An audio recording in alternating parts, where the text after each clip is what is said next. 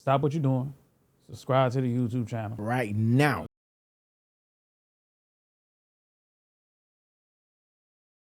Go ahead. Don't worry about that, bro. Jacob, you know what's coming out soon. Jacob said he finna do that. Hey, forget that diamond. The Swatch is coming out. I ain't gonna lie to you. I ain't know if I was gonna wear my AP today. I mean my Protect or the SWAT or the AP. I said let me throw the AP, man. Shout out to and listen, man. Saturday gonna be a big day for everybody. Everybody gonna get a chance and know how it feels to wear AP on their wrist. They got people, and I ain't mad at it. No, they're not gonna know how Yes, it feels it to wear AP is. on their wrist. It's gonna be an AP swatch, but at the end of the day, they gonna get to feel how it feels wear AP. Listen, I ain't hating on nobody that go get the swatches, bro. Listen, this is just a piece of fucking jewelry, bro. That's all it is. Man, I know a lot of niggas out there, they wanna boast about it, like, nigga, this shit cost $60,000, $65,000. Like, that's what these niggas gonna say, bro. But listen, bro, go get your swatches, go get your APs. Nigga, we gonna be in the club together, and we gonna be throwing that bitch up together. You feel me? Me, you know what I'm saying? Anybody get the swatches, because I see anybody with a blue swatch, pink swatch, black swatch. And listen. I got a question for you. We taking pictures together. I got a question for you. So we throwing it up. I got a question for you. What you got on your feet right now? I got Jordan's 4s. Jordan 4s, right? Right. Would you wear Team Jordans? Yeah, I got Team Jordans too. He's lying. I've never in my life seen you with a pair of Team Jordans before. I've never seen you with it. Bro. I've never seen you with it. Let me tell you, bro. I've never seen you with a pair of Team Jordans. Bro, y'all crack on Team Jordans, bro? Bro, yeah. Listen, I had a pair of Team Jordans, bro, back in the day. That's back in the day before you knew better, bro. No. You didn't know no better, bro. When you knew, she bought that for you. That's what we get, bro. If anybody can see this, can anybody see this on camera? Let me show y'all this camera right here. These Team Jordans right here, bro. Right here, look. These right here, whore. I had all the colors in that Team Jordan. Hold on. First of all, let me show you the other color. Right here. These Team Jordan right here, I had these shits in middle school. Whore. Before, listen, do you know what's crazy? Because I know where we're from, right? Like the city where we from, like we known for like being able to swag out anything. So him saying that he could put on Team Jordans and make them bitches hard, that's what we do where we from. We the fly niggas out of our city. Like out of our county, like they look at us specifically where we from as the fly niggas, bro. So I can see you doing that, bro. I understand that. But I'm telling you right now, you put them same Team Jordans on another nigga, but they ain't gonna hit. Now I ain't gonna hate now. I seen that little there's a little green swatch, bro. You gonna get it? Might have to put a pre-order for that shit right there, bro. Some niggas say as soon as he get that bit, he gonna drop them diamonds. Come on, bro. How they gonna flood them bitches, bro? You gonna put some hoes in the ASAP, bro? I ain't mad at him, bro. I'm not mad at him, bro. I just know you, right? I know you.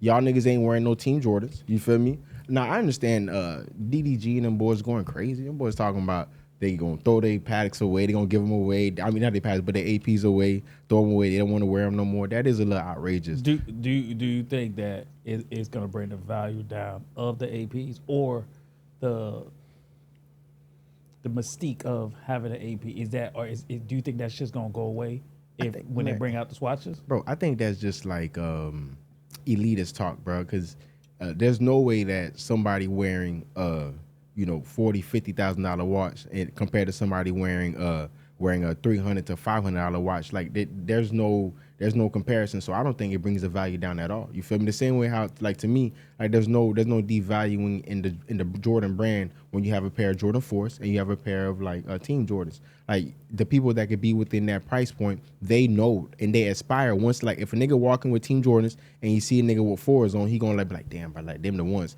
No nigga with 4s on gonna look at the nigga with the Team Jordans on and say them the ones. You the only nigga that ever did that in history. Come on, it's in history. No nigga ever did that. Listen, if I see a nigga with some exclusive Team Jordans, I'm gonna be like, hey homie, them shit old. No, listen, I'm going to salute his mom. I'm going to salute his old boy because they working hard and they getting with the best that they can. And they making sure they kid fly, bro. Like she made sure you was fly, bro. Come on. No, J Cuz, you getting the Swatch, bro? No, not at all. I knew, come on now. We got a real AP. We don't need no damn Swatch. No, no, you know what? That was disrespectful. That was very disrespectful. You're right. My bad, Zo. I ain't mean to side you like that, bro. My bad, bro. Come on, my bro. bad. Now, if you do got a real AP, you could go get you a Swatch. It just make no sense. No. Did y'all not see that little green Swatch? It's a little olive green, a forest green looking motherfucker. See, you know the thing is, I think I think the ladies should be able to get the swatches. Yes. Oh Lord, bro. But if you a nigga with the swatch, What bruh, if they got a 41? It's not even a 36. They got a 41, bro. listen. They can't rock it. only women can get swatches, bro? I'm sorry. This new AP swatch shit is for women, bro. The pink color, the light green color, ain't no nigga should be wearing that shit. I'm sorry. Agreed. The colors that's coming out, I don't think no nigga should be wearing that. Yeah, those gonna bright. lie, bro. They should have came out in spring.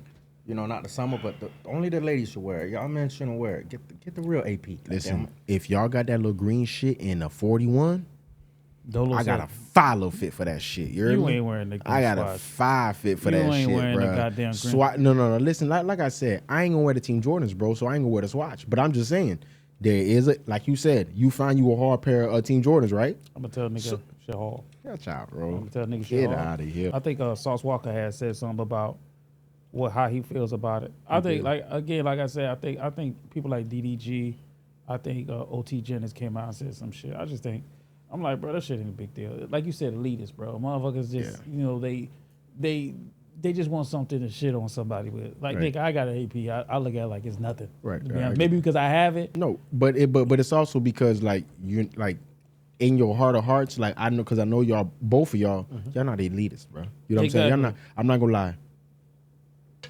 What, you elitist? I'm just, and I'm not So talking you about don't- so- overly elitist, but I'm a little, bro. You are elitist. I ain't gonna lie to you. Yeah, you are, bro. cuz. And I'm not even overly elitist, bro. You But are. I'm So you don't want to see self-admittedly, bro. you don't want to see another nigga with the AP. Next to me, Yeah. like You if we wanna were be the like only nigga if with we AP all or- no, not with the AP, with the Swatch AP. no. Like for example, if we were all going out that night, right, and we're walking up to the club, everybody get out their whip, and the nigga walk up to the line with us, and they got the Swatch AP on, be like, hey, I ain't gonna lie, bro, it's better off without it, buddy. It's better off without it. Speaking of the AP, Max B had a hard ass AP watch on. Max B getting money. Max B getting paper. He getting paper right now. Max B getting paper. Yeah. Max B getting Max B paper getting right paper. now. Max B getting paper. Y'all seen the Rick Ross versus French? I mean we all checked out the Ross versus French. What y'all thought about it? I ain't gonna lie, it was. I mean, honestly, it was. So to me, it was boring, right? But you know what I'm saying, they got to what they needed to get to. Like Ross killed it, bro. Ross, I really enjoyed the records that Ross played.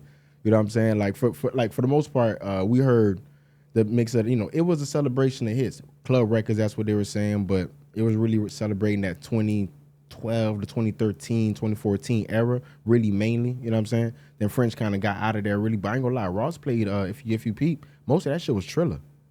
Most of that jump was like a majority of that jump was Triller, and it did what it needs to do. I think it was a one-sided battle. Yeah, I think it was a one-sided battle, and I think it did exactly what everybody else thought it was gonna do. It was gonna be a snooze fest, man. And I fuck with French. I like French.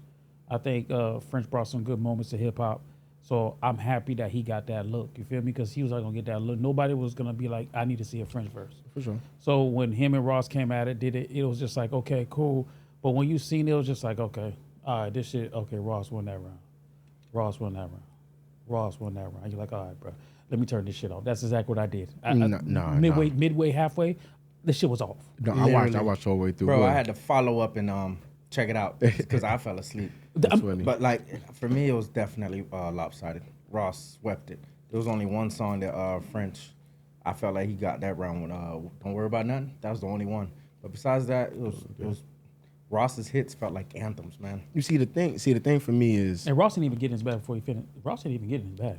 Because Ross got in his bag the first verses he did. Now this one he played just a lot of B-side records, bro. A lot of B-side bro. If you playing Tears of Joy, if you playing records like that, bro, That you shit's get hard. you're getting your B-side cuts That that are shit them hard. ones, bro. That's one of them ones, That bro. shit's hard. That's one of my favorite Ross records. Like I said, he played the majority of Triller. Now Ross won also because the biggest winner of the night to me was DJ Nasty.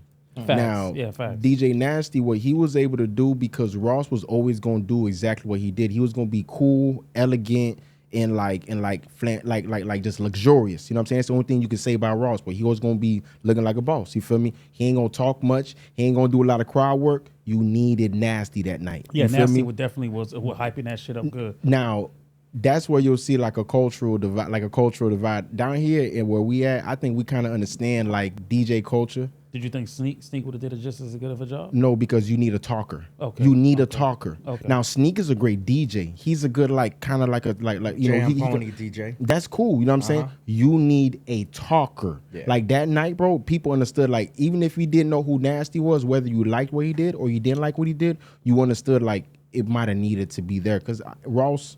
Like I said, he's too cool. He's not gonna talk shit. He's not. Yeah. You needed Nasty to kind of narrate what was going on and kind of move everything how he moved it, bro. Nasty was the biggest winner. Yeah, salute DJ Nasty. French should have won against like somebody like Fabulous, even Meek Mill. I felt like it would have been a even. That's disrespectful, You bro. disrespectful, bro. Listen, Bro. Over Meek Mill? Bro, it would have been 6-6. I'm just being honest, bro. Nigga crazy. Like I would have loved to see something like that. Yeah, against Fab, maybe somebody else. It's just not Ross, man. No, well, Ross definitely is in the cat. He's on that elite level For with sure. Fab. No, excuse me. He was on that elite level with T.I. and Jeezy. True. That's what I would love to see. French, he has a lot of records with he got a lot of big records with Ross, so you can understand why that made sense for French to want to do it. Because French ain't beating nobody. Let's just be honest with you. French ain't beating nobody. No. So since we know he's not beating nobody Nobody that's really of his like. And when I say caliber, I don't mean rapping wise. I just mean like notoriety within hip hop wise. Like nobody within that range of him, he ain't beating nobody. Bro. Yeah, so he can beat a lot of them boys under him though, for sure. Yeah, so you know him doing a lot of the records that him and Ross had put together. Say Scheming. Like I liked it when they performed that together. You know that was a dope record. Stay Scheming is one of the ones that's never gonna lose. The problem ultimately, like, do you think it felt more like a kumbaya moment, or do you think like it would have been better if it was more of a competition, bro? Because it felt like to me, it was more of like a celebration of sorts, right? There's no way that it would have been anything else. There's no competition with those two. Yes, it could have been a little bit of more competition. You know, that's what makes a verse, you know, watchable. It's because of the competition. Right, of course. I want to see these niggas going at it, but obviously, pause. Yo, look at this nigga. Yo, I mean, my bad, bro. I just had to right. make sure that we recentered ourselves and made sure we weren't going too crazy, y'all boys. Want to make sure we weren't going too crazy. You woke me up with that. J Cuz woke you up, ain't it? Listen, bro. I don't, you know what I mean? I don't know, bro. But French, I don't feel like French has that. What do you call that gene? That He's now when I say friendly, I don't mean it in like, cause I know when niggas say a nigga friendly, I know what that mean, bro. I don't mean he friendly, bro, but he's a friendly guy in rap, bro. Everybody likes him. There's not much like outside of like the beef that we know of that he got into back in the day and shit like that. French, everybody's he's liked. You said likable guy. You said Nasty was the biggest winner. Nasty was absolutely the biggest winner. The biggest winner was goddamn Max B. That nigga was living life on that goddamn stage. No. Let me tell you one thing about Max B. Max B was lit. French Montana almost. Hold on. But hold on. You see what the nigga brought the girl DJ in? DJ Nasty tried to make French Montana fumble his bag. No, Ross, tried to make French Montana fumble that bag. He said, "Now, do you mind if I bring the shorty on stage?" Right now, French Montana said, "Yeah, no problem." Yo. Now he said, "Now dance on my dog." He said, "Hell no, dance on Max, nigga. Don't dance on me, shorty." But Max got a girl too, though. I know. No, but hold on, Max fresh out, bro. Max gets a pass for like 2-3 years right now, bro. Now, regular time when niggas get home, they might get a pass for like a month or 2 months. Max get extended pass, bro. He was that nigga and he did a lot of time, bro. You get a couple years. Yeah. Go crazy for a little while. No. Ross was grinding for that. I ain't gonna lie Come to you. on. Ross almost Fumbled the bag. When I seen him doing it, I said, hold up. Let me see if French gonna do this right here. Go look on my Twitter. I tweeted out at that moment. I think Ross trying to sabotage this nigga, bro. He trying to make him fumble the bag. Bro, no. Come hey, on, French bro. hit that Euro step. You feel me? Like, nigga, you ain't gonna get me. Yeah. Max just got out. Come on, bro. So what y'all thought about when because y'all know when ultimately they gotta perform the records with Drake, bro. You feel me? So what do y'all think about? Because the first person to perform a record with Drake was Ross. You feel me? So what do y'all think about when he muted Aston Martin music? He muted the hook when Drake's on there. He did some other antics. French kind of embraced him. You know what I'm saying? French let it play. You know what I mean? He had no problem on the no stylist record. He let all that slide. Hard. I wish he would have let because Drake's verse on there. Hard. Keep it a G. I don't want 3 on the 50s round. Listen, he would have won that round, but he couldn't because Rick Ross came with that OG. that OG what track it was from 2006. He didn't play BMF. He played not John. It was the old one from MC Hammer. 2006. MC Hammer. Was it? Bro, I want to say he played that against MC Hammer. Ross didn't like, bro. MC Hammer's not beating no Stylist. Are you crazy? MC Hammer's not beating no Stylist. No Stylist a hard ass record, bro. No Stylist with Drake's verse beats it. Beats No MC. Stylist with just that French part that he played don't hit it. I ain't gonna lie, that MC Hammer, bro. I'm sorry, bro. That whole shit Ross slid MC Hammer, bro. I think for Ross, you know, I kind of appreciate Ross for just kind of standing on what he believe in, his business. You feel me? Because he feel like he don't fuck with Drake. But So he was like, I'm not playing that shit. So I get it. But I think this was a perfect time for him, even though I don't think Drake would ever, you know, bury the hatchet with them at all. Zero. French has a chance. French has a chance because like, he never really said much. Nothing. Yeah. Just didn't have to say. But Ross is zero chance of burying that hatchet. Zero. Of it. So I felt like, you know, this would have probably been a perfect time for him to kind of like, you know, put out that olive branch. But you know, Ross is Ross who he is, bro. He ain't gonna do all that shit. But it was something I expected that Ross was gonna do. Ross was gonna do that anyways. I expected that too. Jake, Yeah, Ross, he confuses me sometimes. I'm a big fan of him, but I just didn't see no point in playing that. You know, you have so much records you could have played. You have to play it. So I just felt like my dog, he has so much records he could have played. He has to play that. I felt like he was just there was a reason he was doing that, and I know he's dropping an album next month. It could be that he's just true. seeking that certain attention. He's smart, man. Well, he knows how to market himself. Well, I think he knows how to think- get that attention on him. I think everything around this, everything. Now, I don't want to use this example, bro, because people are going to say I'm blasphemous, bro. You know what I'm saying? But everything that they're doing right now, bro, is exactly like what people want to be mad at Drake about. They need Drake for everything they do, bro. Ross inserted himself in the beef where he really wasn't really like needed in the beef. French ain't got no problem with it, bro. French always said, bro, like, I mean, I got you to cease and desist shit, but I was cool with it. Wasn't no big deal.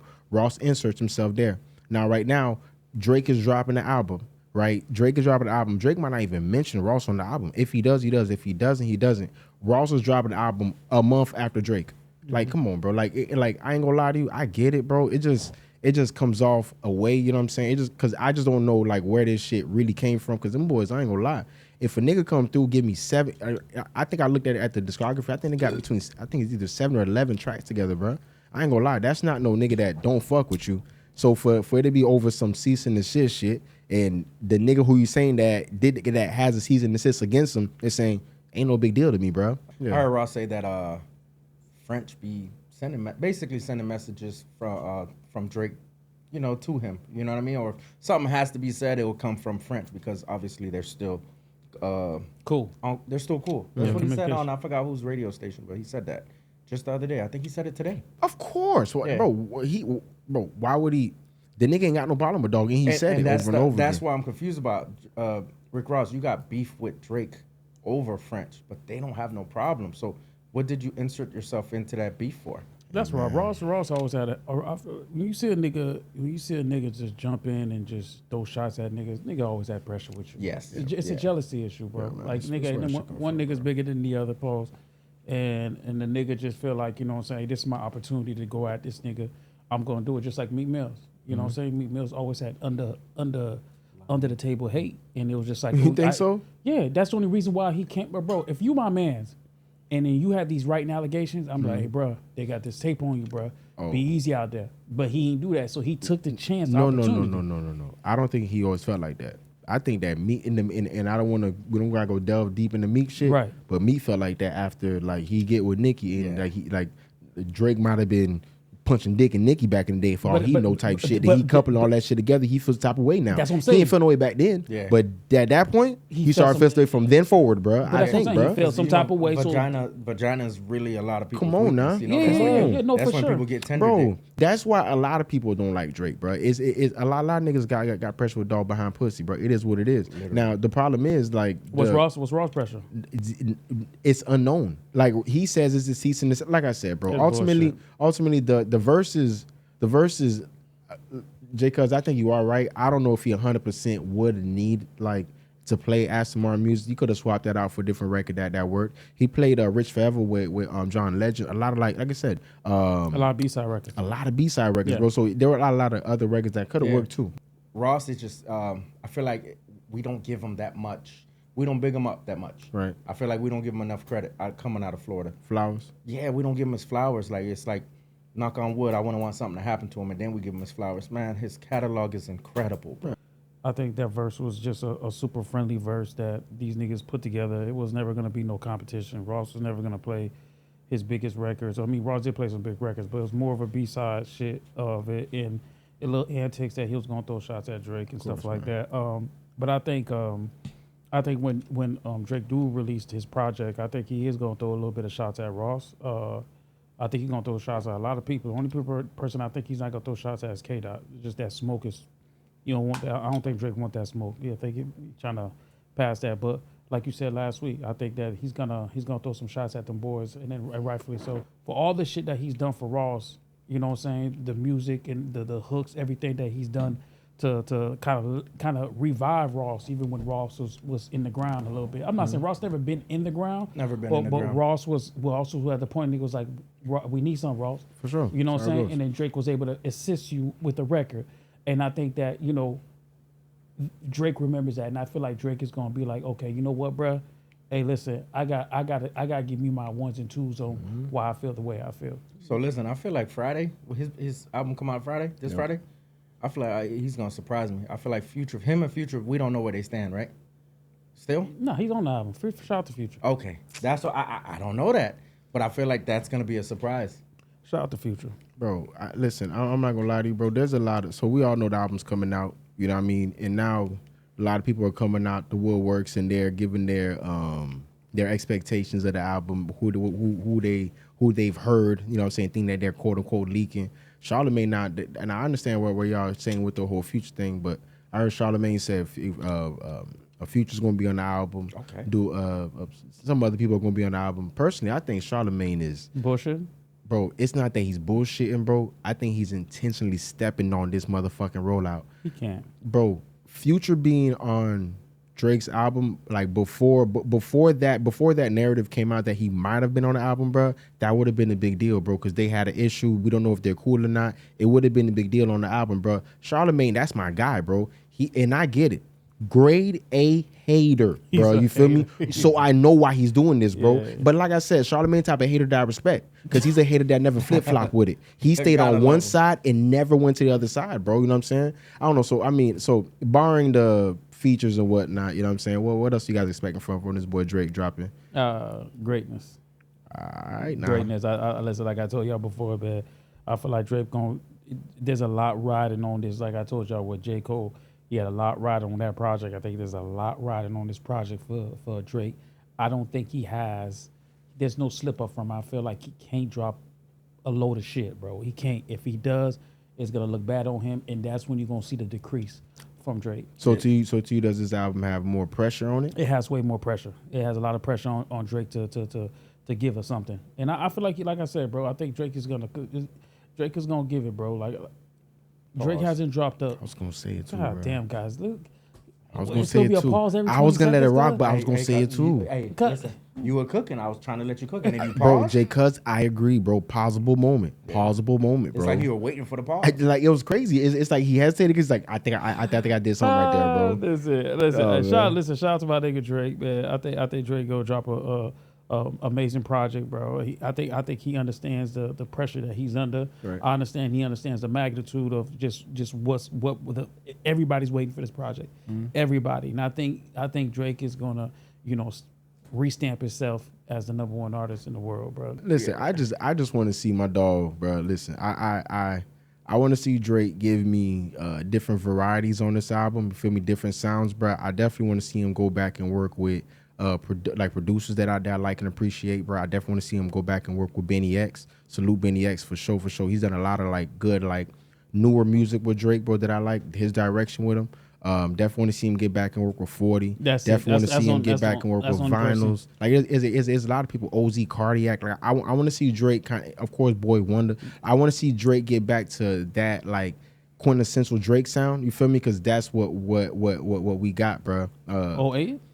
I want him not 08, bro. But if he gives me and now personally I get it, bro. People don't like it, bro. If he gives me anything from 2013 to 2018 era to not that is right before Mob Ties Drake and right at Mob Ties Drake, bro. If you give me that mix of those two, bro, Drake, we good, bro. So you want Trapper? So you want Trapper Drake? I want right before Trapper Drake, and then I want Mob Ties Drake, bro. Yes. So this is gonna be his first album since that situation with by himself, at least, right? First solo album. He had the collab with Party Next Door. Correct. Yep. I can't wait. I wish Drake. I wish he never dropped that Cardi part. That shit was trash. Hey, bro. Speaking of trash, bro, I gotta address something real quick, bro.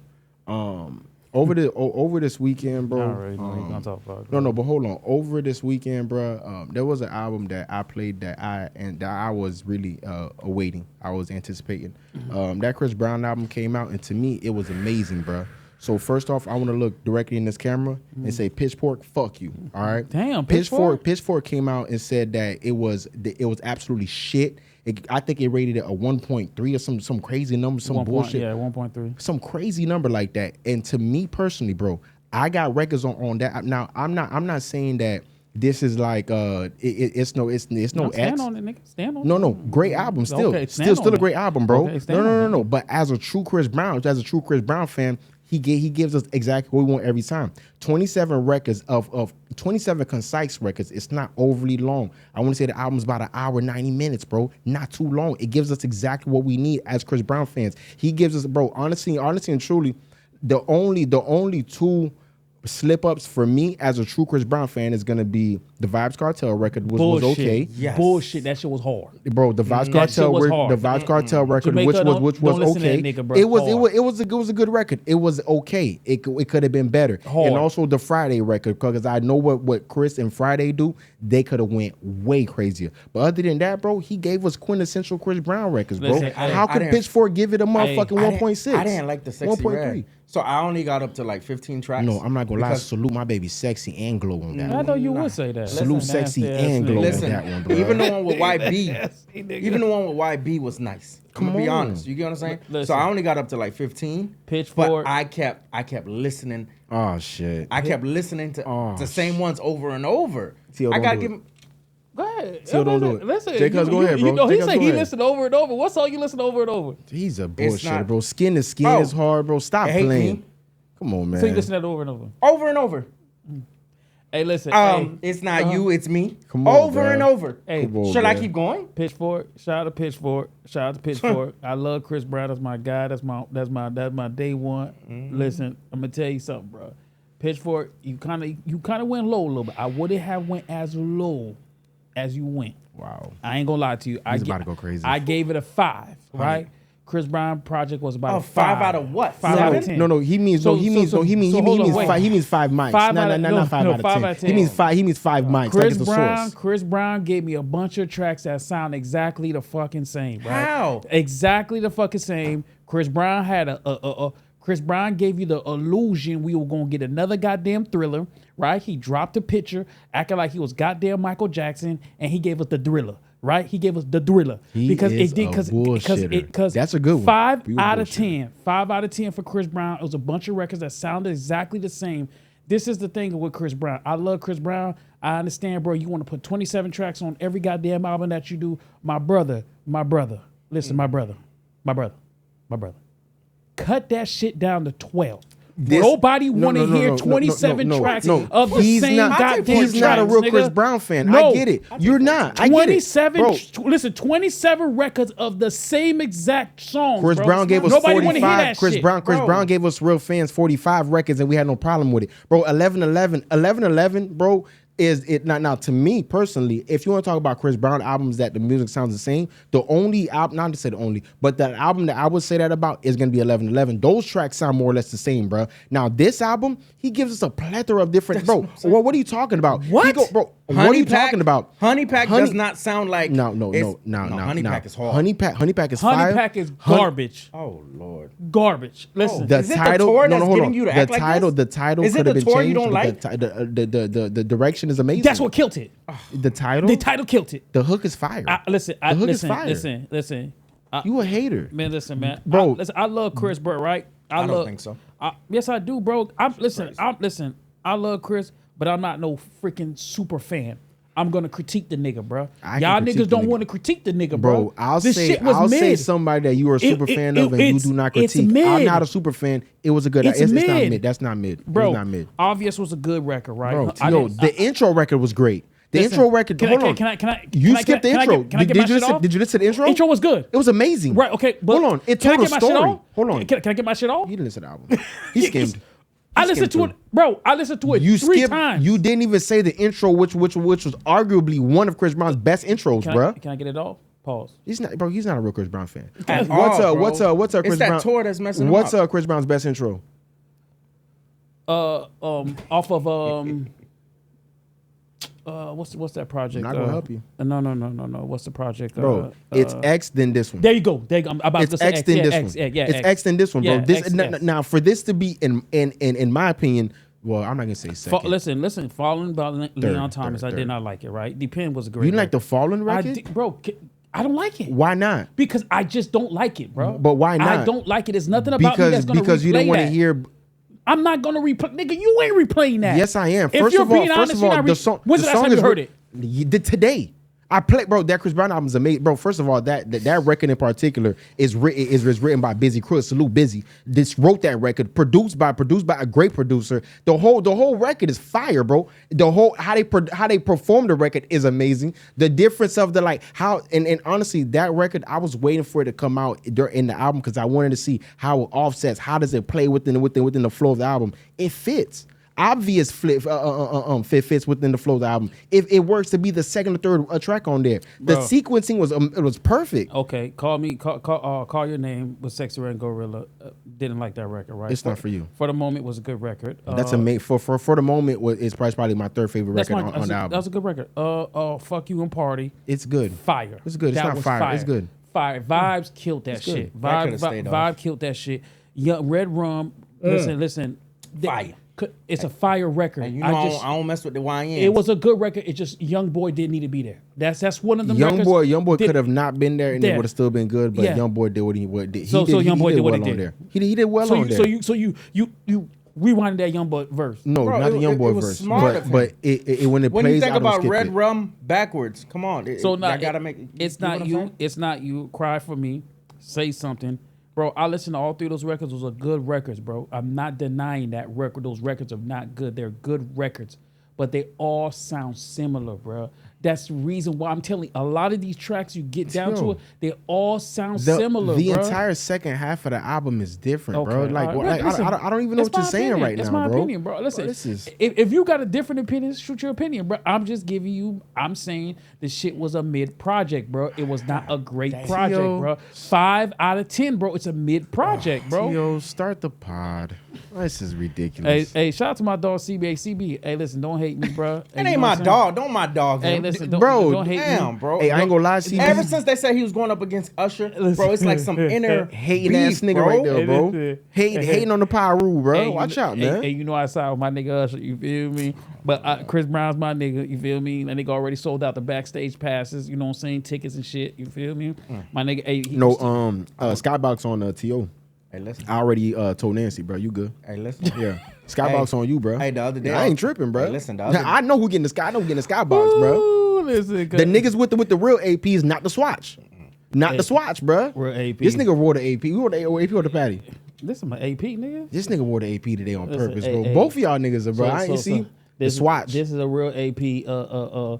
I would say chat, but we ain't on the chat. But hey, salute to the Swatch owners, bro. DDG over there is going crazy. Real AP, you feel me? Real AP, man. But let's start this podcast, man. I'd like to welcome everybody to another episode of the 8793 podcast. I'm your host, T.O. I got my boy Jay Cuz in the building. Jacob, what's poppin'? What's good? Dolo, what's poppin'? Yo. Listen, before we start the show, I'd like to tell everybody, get down in these comments, like the show, comment on the goddamn page. You know what I'm saying? Y'all been doing a great job. Keep commenting, subscribe to the channel. Y'all already know, man. We appreciate everybody. Dolo, what's poppin', my nigga? How was your weekend? Good, bro. Not bad, bro. Cool little weekend, man. On some chill shit, bro. Ain't really do too much, man. Just like I said, really just watch the Verzuz. Watch the New York Knicks, goddamn stomp on Philly. Watch my dog LeBron get bounced out, bro. LeBron That's got my swept. boy, man. Hey, fuck LeBron. Listen, man. You fuck, a hater, bro. Listen. No, I'm not, okay. Let me not say. Bro, fuck you LeBron. hate Chris Brown. So, Wait. No. Can I get? I'll make sure that I'm keeping it. Cuz research department. Are you keeping a list? But you It's keeping a list? everybody out of LA. But you don't out want of Hold California. up, but Chris Facts. Brown ain't from California. He's from, I'm saying, but he from resides Carolina. over He is from Carolina. He's not from Carolina, Virginia. Virginia, bro. my bad. Sorry, Don't let the My Chris Brown bad. people get on you now. My bad. But it's not fuck LeBron the way y'all think it is. I'm saying fuck LeBron so he can make his way to Miami. You feel me? LeBron, LA don't support you. LA don't love you. They don't appreciate him. Come to where we love. We can take them 26 points. We appreciate you, bro, down in Miami. Cuz come back to us. Cuz I ain't tripping We on that, need bro. you. Finish your career down in Dade, sunny on. Miami. Bring- You don't want to be in Cleveland again, my nigga. They burn your jerseys, bro. LeBron, bring it back to MIA, baby. You feel me? We need you out here. We need another championship. Let us lead you to another goddamn championship. All right, LeBron. So, bring your son too, goddamn it. No. Leave Bronny where he at. Damn. Leave Bronny No, right there. we don't need- Leave Bronny. Bronny, stay ass Leave in LA. Bronny in LA. He got, Leave him. He got 4-year contract. Leave so him he right good. there. Rookie contract. Yeah. Let him finish He that good. shit out over there. We don't need Bron will that. be done by We then. don't need that nigga. Wrong Pat this nigga, Riley bro. ain't gonna take that nigga. Hell no, Pat Riley bro. ain't gonna take that nigga. I'm telling you right now. Hell no, Pat bro. It's Riley not ain't happening, bro. But Jacob, how was your weekend? What you did? Man, I was chilling with the kids, man. You know it was Mother's Day weekend too. So Listen, man. We took. Yeah, but before you finish, shout out to the Mother's Days out there, man. Shout out to everybody that celebrated Mother's Day, man. Shout out to everybody. You know what's one thing I don't like on Mother's Day, bro? And you know, so not I don't like, but I just never understood, bro. Mother's Day, like for example, like Mother's Day shout outs, right? Or for the kids to shout out their parent, right? The mom, right? Yeah. They're for like the son and the daughters to like if they want to post on social media, they post the mom on social media and say Happy Mother's Day, right? Yeah. Why the hell do like women post themselves and say Happy Mother's Day?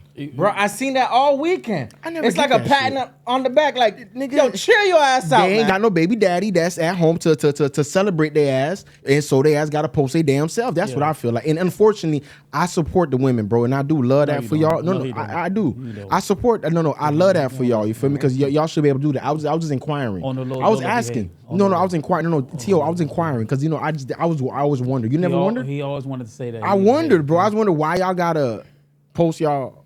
I'll say this. You know what I'm man. saying? I was having a conversation with my one of my homeboys, and I was just telling him, like, you know, I always say this, man, with women, bro. You can't. It's hard to live with them, but you definitely can't live without them. Can't live without them, You bro. can't live without them. Can't live without them. And I think that, you know, and the people always be like, man, why Mother's Days get treated a little bit more better than Father's Day? I think fathers are probably the most important, but it's something about a mother that's just super, super different that it's going to always hit different. There's a know what I'm saying? nurturing that you get from a woman that you'll get life lessons from your father that you can kind of move forward with later in life type shit. But that like love from your moms when you younger to when you older, you know. You never. A mother's love is something that you never gonna be able to experience from nobody else, bro. That's one kind of love that you always that you can get that you're not gonna be able to compare to any other kind of love that you do get out there. For sure. So Mother's Day is a special day for mothers, man. That's why one thing about me, man. Like I'd be hard on the 304s. You know what I'm saying? Watch out, man. Right?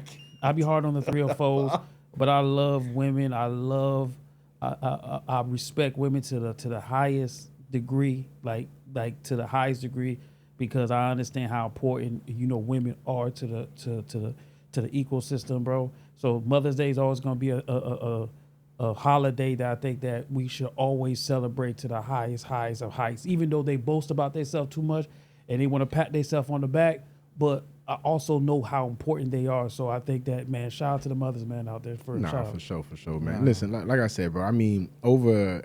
Definitely enjoy Mother's Day and all that.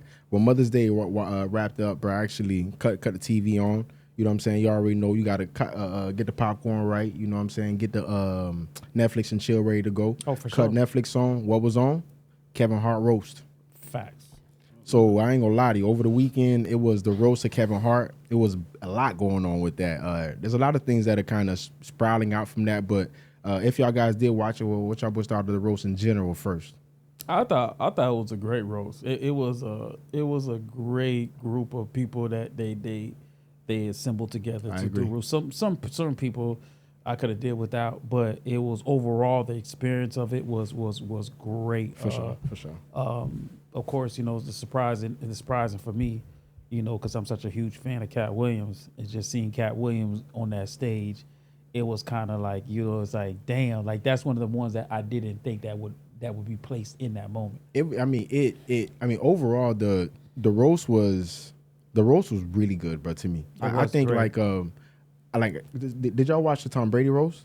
I watched a little bit of it. To me, glimpse. The Tom Brady roast was okay. Yeah, it was corny. They couldn't do much. He ain't no. But he ain't a comedian. No, but it's not about being a comedian because it's all about you being open to them roasting you. He had too many rules, too much restrictions. Some of them boys stood within it, but some boys said, "Fuck you, I'm gonna do what I want to do." Facts. Now the roast before this one that was really good. I don't know if y'all remember that Flavor Flav. Oh, roast. you talking about Tom Brady roast? I was like, 'cause Tom Brady was at the roast too. Yeah, sure. But no, the Flavor Flav roast. That roast, bro. That was one of the best roasts.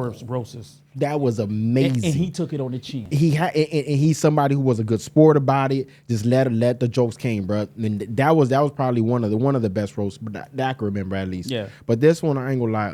Like you said, I enjoyed it, bro. It was funny. I liked the group of people that they had. The only people that I could say I could have did without, honestly and truly, bro. Tiana Taylor, bro. Listen, I ain't gonna lie to you, bro. Facts. She's like really like cool and culture and. Everybody loves her. I appreciate TT. We've been seeing her since she was on MTV Cribs, all that. I know. TT, one of my homeboys. Listen, TT. One of my homeboys. What was her name? T.O.? What was his name? T.O.? No. One of my homeboys. Be like that, bro. That's life, you know what I'm saying? Hey, I'm just saying. That's life, bro. I'm just saying. Hey, that's life, bro. Listen, I mean, like TT was, it was like, I just don't think she did well. It be like that. Right here, boy. It be like that, bro. It be like that. That's some bullshit, boy. Whoa, bro. Hey, listen. I'm not gonna lie. I ain't get to watch it, but I caught a glimpse of it because I think you were the one that told me that it was. But I seen some of the roasts. Cat Williams really surprised me. He was real funny, and he cleaned up a lot of his reasons for beefing. Other than Cat, did y'all like anybody? Pete Davis. Pete did awesome. I love Pete. I love the other white racist dude. I thought Tony?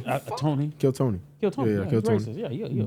That's his shtick. Yeah, that's literally his shtick. That's his thing, bro. He's a big, but when he tried Lizzo, he tried to shit out of Lizzo. No. Hey, listen, she was a good sport. Listen. The best joke on Lizzo the whole night was the barbecue. Damn, no. salute Tiana Taylor for doing no. He said salute Regina King, bro, but Lizzo be looking at, he said salute Regina King because she was in a movie called One Fight After Another. That's what Lizzo be thinking every single time she got to walk up the stairs, bro. Yeah. That was the best Lizzo joke of the night right there to me, bro. And she was a good sport, bro. Salute Lizzo, bro. She was a good sport. Her shit was also what's her name? Was it Angie? Not Angie Stone. What's you didn't say Angie Stone. My bad. And rest in peace, Angie Stone. Yeah, no, I know. My bad. That's also my bad. Cheryl Underwood. He roasted the fuck out of her. So let me tell you, everybody roasted her the whole night. That's fucked She's up. the definition of a comic, bro. She took it all on the chin. Exactly. She took it all on the chin. She didn't take it personal. And when she got up there, she motherfucking flamed them boys, bro. Yeah. That's why she's good. She's a great comedian. She's good. Salute Cheryl, because I ain't gonna lie, Cheryl, I think everybody thought that the jokes she was gonna feel type of way. All they were doing was making jokes about her dead husband, her dead husband, she being black as hell, her hair, pussy, all type of shit, bro. She got up there, first thing she said was she got to talk to the boys, address everything they said, got to the boys, got on Shane Gillis, got on everybody up there, bro. She slid tonight. Yeah, it's on Netflix. It's on Netflix. It's on Netflix, bro. It was worth it, bro. Who first came out with that? Like, is this something that comedians do themselves? No, it's every president has went through a roast. I think every president. Trump went through it. No, Trump's the only president to do a roast, but he did a roast before he was a president. Obama did a roast too. No, not a roast. They don't do roast, bro. Obama did a roast. A roast of President Obama. Maybe I don't think it's roast. They do the correspondence dinners, and that's where they do the jokes on the president. Oh yeah, that's okay. That's a correspondence dinner. Yeah, for sure. That's what I'm the saying. White House correspondence. Yeah, that's where they do the jokes. But the roast, like the only president, but like I said, Trump did it before being a president. Yeah. Roast really come from like comedian culture. Yeah. The first roast, if you go back and you look in comedian culture, it's gonna be in 1940. In the 1940s, that's where they were doing roast. And then it stopped for a while. Then it pops back up in the 70s, right? Then it stops for a while. Then it pops back up around the time Comedy Central picks it back up. Comedy Central picks it up, and if you remember back in the day, bro. It was, like I said, the roast of Flavor Flav, but then you had a lot of other roasts before that, bro. Yeah, Charlie Sheen, Charlie you feel Sheen, me? Yeah, Charlie Sheen roast, I remember that Charlie one. Sheen was really good. Good That too. was the Tiger Blood shit and all that, bro. Yeah, like that was really good. Like that was a good one. But there were a lot of other ones that are really good. I think salute what's my shorty that's the quote unquote whore? I don't want to call her Chelsea? whore. Chelsea Handler. Yeah. Oh, yeah. Chelsea Handler She did killed it. amazing. Yeah, I she think killed she it. went up there and I ain't gonna lie to you, you know, because she came up there on the heels of bruh calling her the Z word. You feel me? Oh yeah. Yeah, you feel me? So he called her that. You feel But me? I ain't never seen her to be one of them. But She is. I know she's no. She said she is. No, she said she's not that. She said she's the other one. There's I two. can- She said it's two different type Well, of. There's two different. that's there's, fine. There's the J and there's the Z. That's fine. She said she's a J. She's a Z. She's a Z. She's a Z, bro. I don't want to take it there right now, but you know what I'm saying. Okay, but, listen. No, but other than that, she did great. You know what I'm saying. I love her set. Yeah. Her set was really good. She was funny. She's always funny to me, bro. She's just naturally funny. She's bro. naturally funny, bro. Yeah, She's not. It's not forced. Yeah. But yeah, salute her though, bro. Pete came in there. He handled his damn I business. just didn't think that Pete Davidson was that funny to me, did. bro. I think he I did. think that his opening joke was okay. You feel me? After that, bro, to me it was okay. It wasn't that funny. I like him going after what's his name again? I don't know why. I don't know. I'm not really like a fan of him. Naeem? No, the racist dude. Kill Tony. Kill Tony. Yeah, Tony. So Hinchcliffe. he was the one that really started going after Kill Tony. Like, Yeah. you know what I'm saying? Really attacking Kill Tony. Well, everybody got. No, the first person to attack Kill Tony was Chelsea Handler. Chelsea Handler laid it to that nigga for a good 2 minutes. Her first 10 jokes was at that nigga. That nigga said that. Oh, so the jokes isn't really focused just on Kevin. It's Nigga. everybody? Everybody on stage, everybody gonna in get it. culture is gonna get it, Yeah. and then the main person who's the roast person, that's who gonna get it. You know what's so That's funny? wonderful. What's up? That's wonderful. As Jay Yeah. Cuz said that, Jay Cuz is kind of right though. Like it was more attacking everybody else around. If you watch Yeah, the for whole sure, thing, for sure. The only person who really focused on Kevin is Cat. No, the only person definitely Cat. Cat's the only person because he only came for dog. He ain't come for nobody. We gonna talk about so that. the only person, to me, the best roaster of the night, other than Cat, of course, was Jeff Ross. Jeff Ross is a true roast master to me. Jeff Ross Better understands. than Kill Tony? He was way better than Kill Tony. Man, Bro, I'm going to get to Kill Tony, bro. Kill Tony. We're going to get to Kill Tony. Fuck Kill Tony. But we're going to get to dog. But Jeff Ross, to me, was listen, I think he understands comedic timing. He understands everything like in comedy that works. That's why he's a roast master in a real way. I definitely want to salute Jeff Ross. And Jeff Ross is also somebody who could take the jokes also. They're making jokes about the cancer, his face looking crazy, the whole night. He just beat cancer. And even like his story, how he ended, because he set it off the right way. He made all the crazy jokes about Kev. He did all that, but then how he ended it was in a real like heartfelt like joke, but bringing it all around, bro, with the cancer thing. So Yeah. salute, dog. I ain't gonna lie to you, we can move past it, but salute Tom Brady too. I actually thought he was funny. I didn't think Tom Brady. I thought Tom Brady was funny, bro. Tom Brady's never the gonna be funny to me. comedic He's timing, just bro. so The corny. comedic timing worked for me, bro. He's just corny, bro. I liked it, bro. Yeah, I liked it. listen, So I ain't gonna lie. So obviously we know what the big thing of the night was, bro. That boy Cat Williams came through. Right after Regina Hall did her whole monologue. Mm-hmm. She actually surprised Kevin Hart by bringing out Cat Williams. Yeah. So what do y'all think about, first of all? Okay, before you say that, do you think this was pre-planned? Do you think Kevin Hart knew Cat was going to be there?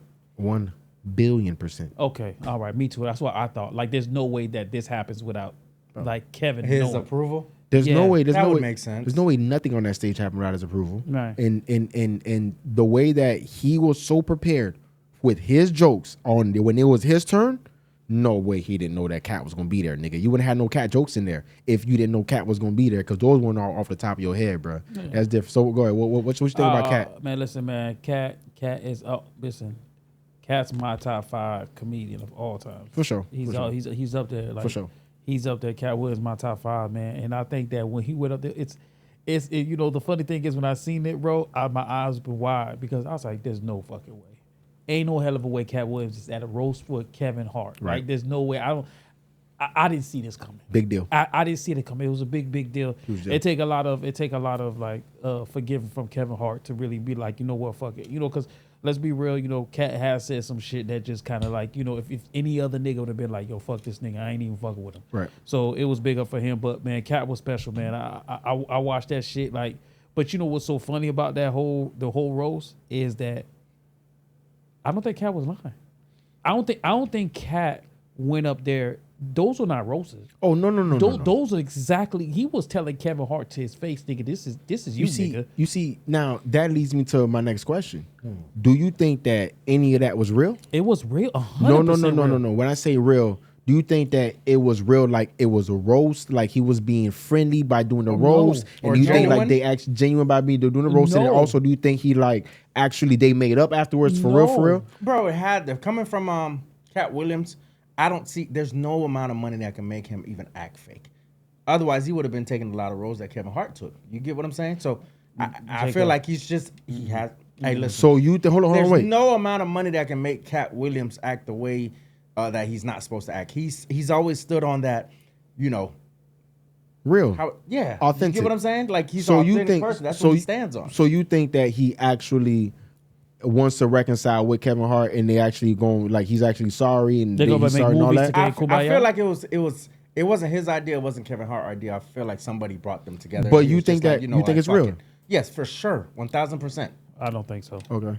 I don't believe it. I don't believe it. Cat.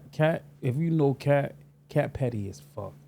Cat is petty as fuck. Everything he did on that stage was petty. Cat gonna take the money. He gonna come roast you and go about his business. He said word for word on the stage, the only reason I'm here is because they paid me. Yeah. They paid me. Yeah. Nigga, they paid me to be here, nigga. Like, bro, it was the way, you know, again, like I said, Cat is petty. In the way that he was saying the jokes, it was kind of like, nigga, we ain't friends, nigga. Hey, we know you took that role. We know, like, it was so much conviction behind the stuff that he was saying. It was like, yo, I know Kevin sitting there like, damn, this nigga didn't forgive me for real. Let me tell you how we should know that he did. Now there's an insider who said that Cat Williams, because you know they're reading the teleprompter.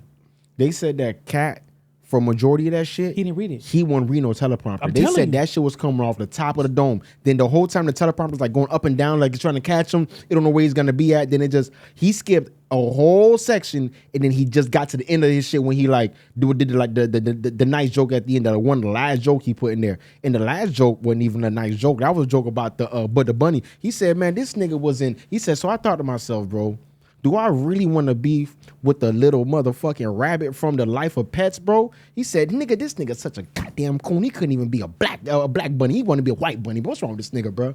That's all how he feels, bro. I don't think that there's one thing that that Cat Williams said that was like Jay, cause I do agree with you with the authenticity thing, bro. But that speaks how much like respect we have for these guys, bro. But I do believe that he took that moment to roast that nigga. Let him know how he really feels about him, bro. I don't think we ever gonna see no Cat Williams in Kevin Hart movie, no buddy cop movie with them boys. I don't think we're gonna see none of that. I think this shit still lives on. It's still up. I understand that for sure. I don't see them doing movies together, but I feel like Cat Williams he can set his own platform to actually say how he feels about Kevin Hart. So I don't see him doing anything for money, bro. It's something about saying in nigga face while he there, bro. Yeah. Like, you know, nigga, hey, listen, niggas like, hey, you gonna pay me? Bro. And I get to say it in the nigga face? It's not about the money. It's not about the money. You're gonna pay me. I get to say on this big platform how I really feel about you, bro, in a real way. Like I said, that's why that's why I just feel like that wasn't no moment where he was roasting him, bro. He was telling dog how he really felt, bro. Yeah. It was too like on the money about shit that he done said about him in the past, all that coon stuff, bro. You over here taking on my and the roast thing. Nah. You know, but we gotta give a shout out to Kevin too, though, because Kevin was definitely a good sport. Like, you know, he was a great sport. He was a great sport, especially when the Cat came out. Like, Listen, man. Bro, before Cat comes out, Yeah, he's a great sport on all the jokes, bro. Cat was more No, direct. bro, hold on, time out. Hold on. Shane Gillis said that Cat Williams, not Cat, that Kevin Hart would be hung and lynched from a bonsai tree, nigga. Yeah. Nigga, hold on. That's comedic. It's comedic, and there's no hate behind it. Yeah, it's jokes. Exactly. There's no hate behind it. Exactly. That shit coming from dog. It was hate behind it. Exactly what I'm saying. So Cat took that shit on the chin. Cat like, nigga. That's why when that was on, Cat said, man, fuck Kevin Hart. Yeah. I know he was probably joking. There's a lot of joke and truth to what Kevin Hart said. Because I really do believe Kevin Hart was like, damn, this nigga didn't forgive me for real. Nah. The hug looked fake. The handshake looked fake. He didn't even respond. He didn't even respond back. He came out with the cape and he left. He picked his cape up and ran back, bro. He was out. Yeah, I gotta watch it. Shout out to my nigga. Hey, listen, shout out to my nigga Cat Williams, man. Listen, top 5 comedic of all time, bro. Matter of fact, let's run through the top 5, right? So let's run through the top 5. Who's your top 5 comedic? Top 5 comedians? Mm-hmm. Hold on, you go, bro. The hell, bro? You on the spot. No. Hold on. Hold on. I can give you top 5. I can give you top 5. My top 5 in no particular order, but I can give you five comedians that I appreciate. Yeah, I appreciate 5 comedians that I appreciate. I'm always gonna, and I'm not gonna. And I'm just gonna be real. I'm not no Red Fox ass motherfucker, bro. I'm sorry, bro. Funny. I got you, but I'm just not. That's just not my time. I don't know enough of his stuff. Elite. So for me, I'm gonna say Eddie Murphy. I'm gonna say in our stand-up comics, right? Yeah. Eddie Murphy, Bernie Mac, How you gonna give Eddie Murphy when Eddie Murphy only had what? He had 2 specials? Delirious was amazing. Delirious is a hand down a classic, bro. Yeah, everything else bro, come on, bro. All right, let's be real. But that's yours. Go ahead. Eddie Murphy, Bernie Mac, Patrice O'Neal. I'm gonna say Carlos Miller, and then I'm gonna say and then I'm gonna say, bro. Then I'm gonna say, yeah, bro, top 5 for me, bro. Then I'm gonna say, who's my 5th? Who's my 5th? Go ahead, T.O. No, you funny with that shit, bro. You gotta stop saying that Carlos Williams Miller shit, bro. Carlos Miller. Listen, you gotta stop that shit. He's number 4 for me, bro. Me is gonna be Dave Chappelle's my top 5. I got Cat Williams my top 5. I got Richard Pryor my top 5. Fuck out of here. Richard Pryor's fucking hilarious. Bro, I got you. Tell me one of Richard Pryor's stand-ups. It was so long time ago. Like I said, bro. Like I said, I'm gonna give my niggas that I know. I forget. Like I said. All right. Oh, you want to give me Eddie Murphy joke? No, give me Eddie Murphy joke. I said a stand-up. Give me Eddie Murphy joke. I can give you one. Go give me. Let me hear. I can give you one. Give you a second though. No, I ain't lying. I can give you one. I just ain't got it on top of my head. But Delirious is a classic. No, it is. Delirious is a classic. I'm not taking that away from that. No, hold on. So I said Carlos Miller, but of course, you got to put Cat in there. You got to put Dave in there. Yeah, come on. That's what I'm saying. You got to put Cat. You got to put Dave. Come on, Bernie. Bernie definitely my top 5. Bernie was in mine. Yeah. Patrice is it. Patrice is an animal, bro. Come on, he's a beast. He's a beast on the mic. Beast on the mic. Patrice is amazing. Come on, bro. Now my 5th. Before he got a Comedy Central. Yeah, my 5th is gonna be controversial, but I'm gonna tell you guys right now. You better not say Paul Mooney. Paul Mooney is hilarious, but no. Paul Mooney's top 10 for sure. He's controversial. He's really top 5 to be honest with you. Because he wrote all of what do you call this jokes. Richard Pryor's. Okay. But is Earthquake. Earthquake is fire, bro. Yeah. Earthquake is 5. He's my top 5. Earthquake is really, really, really, really good. That's a good one. Yeah. That's a good one. Yeah, Patrice O'Neal is fire. That's a really good range. Patrice O'Neal? Earthquake was a good one.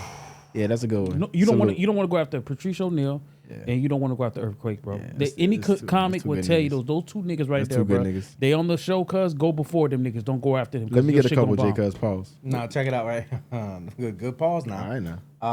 I can't really say stand up. I gotta mix it up with even the TV show. No, you can't. You gotta stand up, Jacob. Okay. You do it how you want to do it. Like I would have to really go back and really do the deep dive. You asked this question just to. Yeah, don't fly. Go ahead. I'm gonna be honest. Arnez J. I've always been a fan of him since I was in elementary school. That nigga thinking about what's that shit? Arnez J. did Comic View. He did Comic View. Then he went to Nickelodeon, bro. He was funny on Comic View. He was good on Comic View. So I would say for sure Cat Williams.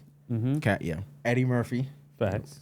Good one. Martin Lawrence I'm just a fan of his. Period. I don't like his stand up, but go ahead. Period. I'm a fan of him. No. You know what I mean? And then the last one for show, T to the motherfucking K. I'm sorry.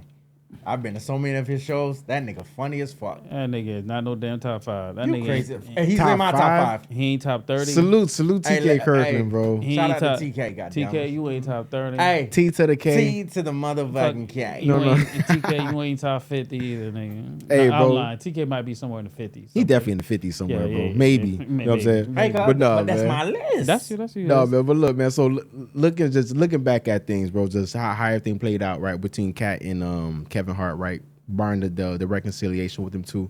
You think like Cat Williams had any like credence to some of the shit he was saying? Because really, most of the stuff he was saying back in the day was Kevin Hart was cooning or he was creeping. Like let's say Cat Williams quote unquote turned the job down. Kevin Hart would come behind him and kind of take that same job for the same price, that sort of thing. He said that within the jokes too. And it's crazy. You can't blame him. But I mean, so do you think Cat Williams kind of has a leg to stand on with that? I don't believe 100%. Freaking Cat Williams? no, not Cat Williams. Kevin Hart? Kevin took every role that Bro, Cat turned. could down. you I see don't believe that. could you see Cat Williams in Jumanji? Could you see him in Yeah, Ride? No, nigga. I could see him in Jumanji and Ride Along. No, But my thing he's is- not, bro. Just like now, Kevin Hart. Now, I don't know if y'all heard his monologue at the end. He said Jumanji and Ride Along don't need no pimps in it, nigga. They don't have no pimps in there, bro. That's perfect. Like, bro, Kevin, man. No. Like, just because you turn down something, you want me to follow the leader too and turn it down? I agree so with that why would too, you? nigga. Why would you be upset for me trying to provide for my kids? Nah, What's but, the problem? Now, how Cat would say is that there's a bigger reason why he turned it down. Now, he would say he turned it down because they want to challenge his black masculinity. He want him to coon. They want him to tap dance. But you gonna come behind me and you gonna tap dance and coon and wear the dress and they gonna give you the gig. So he That's- has his that- beliefs, and I can have my own beliefs. You can't Nah. be mad at me for my beliefs. You know what I'm saying that's all I'm saying. It's a bigger picture how Cat Cat's so seen Cat it. has to be mad. He has a long list to be mad at. Then I mean, bro, I'm not gonna lie to you. How's that? I'm saying so. Kevin Hart, the only one that took roles that he didn't take. Shit, the way that Cat said that nigga, that's the only nigga that took it.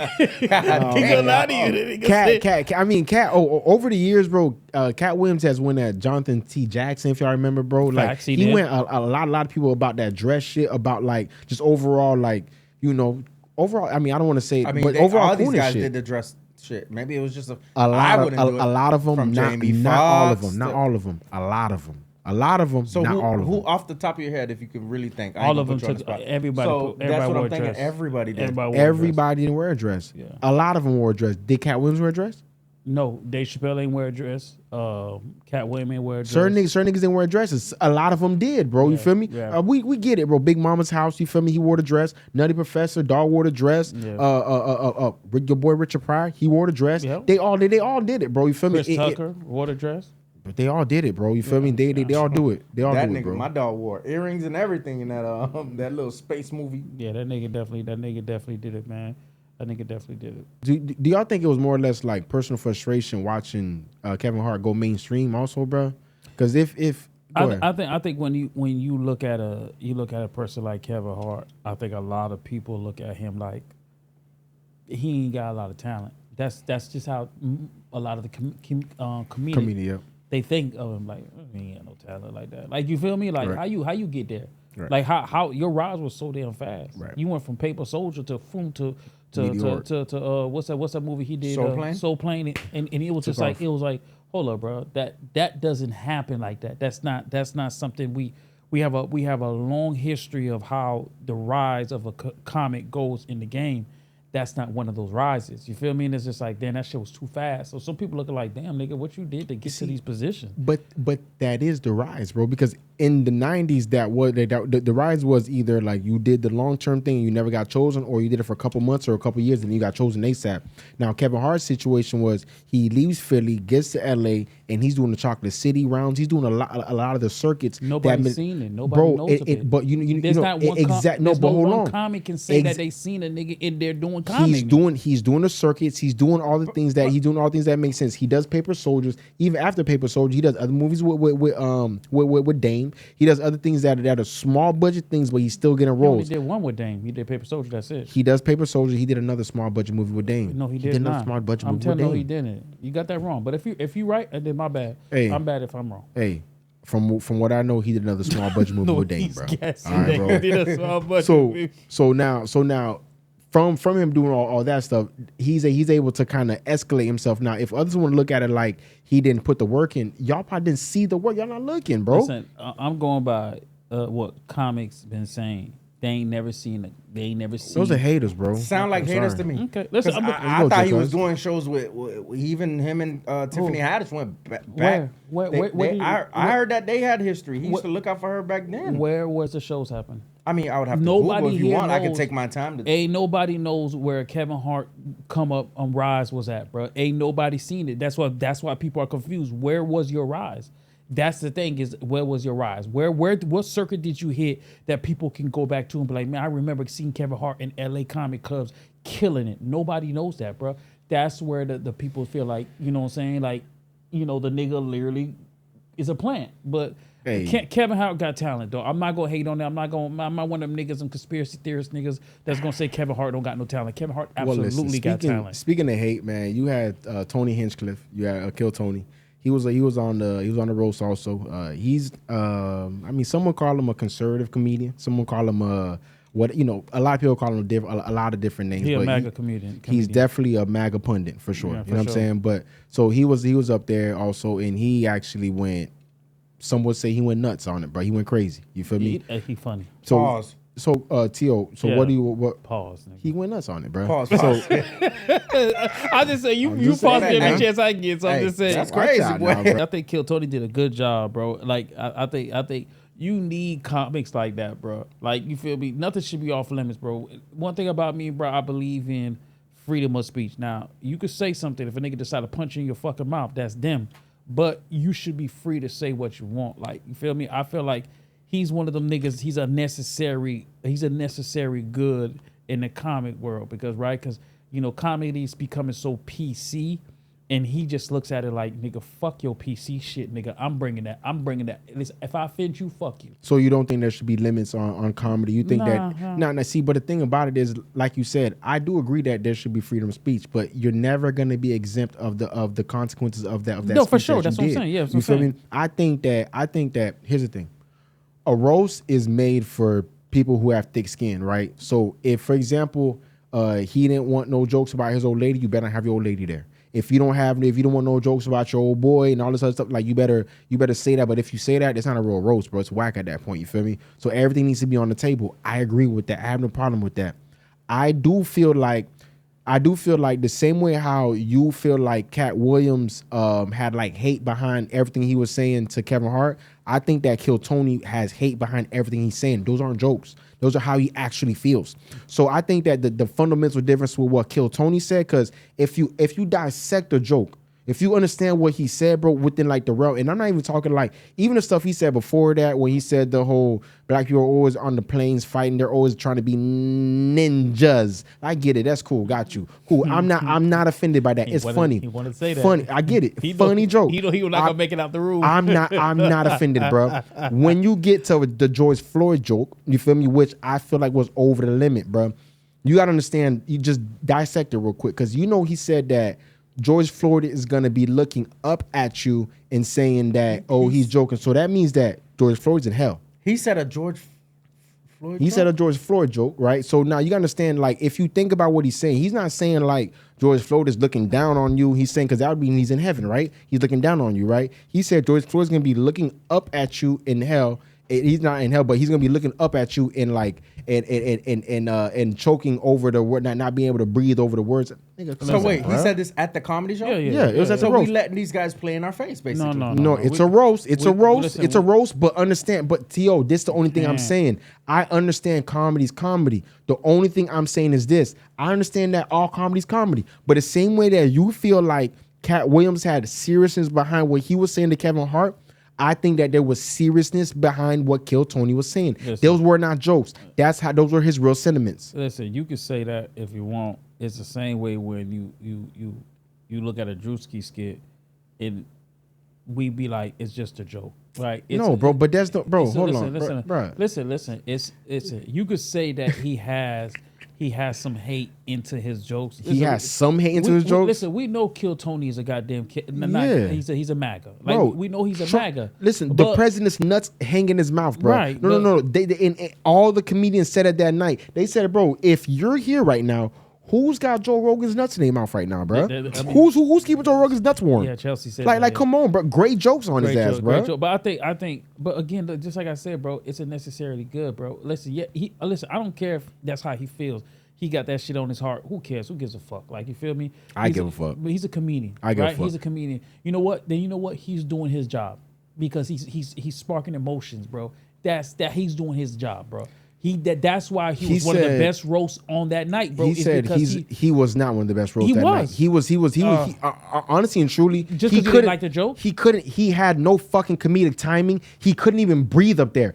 Listen, he literally stood up there, bro, and looked like an amateur. He was literally holding his breath and couldn't breathe. He could have like saying all the jokes really fat. Like, bro, no comedic timing, bro. Do you know what's so crazy? He wanted to get that racist joke off so bad. And like I said, I have no problem with the joke. I do have a problem with him actually feeling. I have no problem with the joke. I have a problem with the joke. I have a problem with comedy. I have no problem with comedians, but I have a problem with that joke. Like I said, he wanted to get that shit off so bad. If you go back, J, cuz when you watch it tonight, you're gonna hear him stumble over the words because he wanted to get it out so bad, bro. He couldn't even get it out. He has terrible comedic timing. He's just a funny racist that, listen, I know we all grew up with a million white boys just like him. Whole bunch of drunk ass white boys drinking Bud Light all night, making funny racist ass jokes. I got you. Y'all boys going to laugh at that dumb racist shit? I do. We know. I grew up with him, went to middle school with him, went to high school with him, all that, bro. And I'm not tripping. I had to erase a lot of them. I know a lot of y'all, bro. I'm not tripping on y'all, but Big Don became president, I had to erase a lot of them. That joke was just a little too far for me, Tio. Yeah. I'm not trying to be that guy. There's always a truth behind a joke. We all know that. Everything is always a truth behind a joke. That's why the joke is being said. It's because there's a truth behind it. Again, we can't. He's looking up at us. He's looking up at us all, laughing so hard he can't breathe. He said he's looking up at us, bro. I'm trying to tell you, like, if you. Come on. That's what he's saying. He's come on. Yeah, I get it. Listen, is it? Listen. Come on. I get it, man. Bro, the only thing is this, bro. I understand comedy's comedy. I'm with comedy, bro. That's why I'm with comedy, bro. But the same way, if we can say that Cat Williams has some realness behind what he felt behind that Kevin Hart junk, I 100% believe that Tony Hinchcliffe had like those real sentiments behind every joke that he said on that stage. There was a point where he stood up where they said that he looks like that he could be a leader of a quartet on a slave plantation. He stood up and the niggas behind him, he went like this to him, did all that junk. Now, the niggas behind him, I salute them, you feel me? Because they are the most professional niggas. I would have said, niggas, sit your dumb ass down, bro. Now, they would have kicked my ass off of Netflix, you feel me? And I would have been banned from everything else that I ever did. But I ain't gonna lie to you, I would have stood my ground on that because that's some whack shit. I get it. I would have been professional. It's you can't be that way, bro. Because I think everybody, just like Cheryl Underwood when they talked about her dead husband, bro.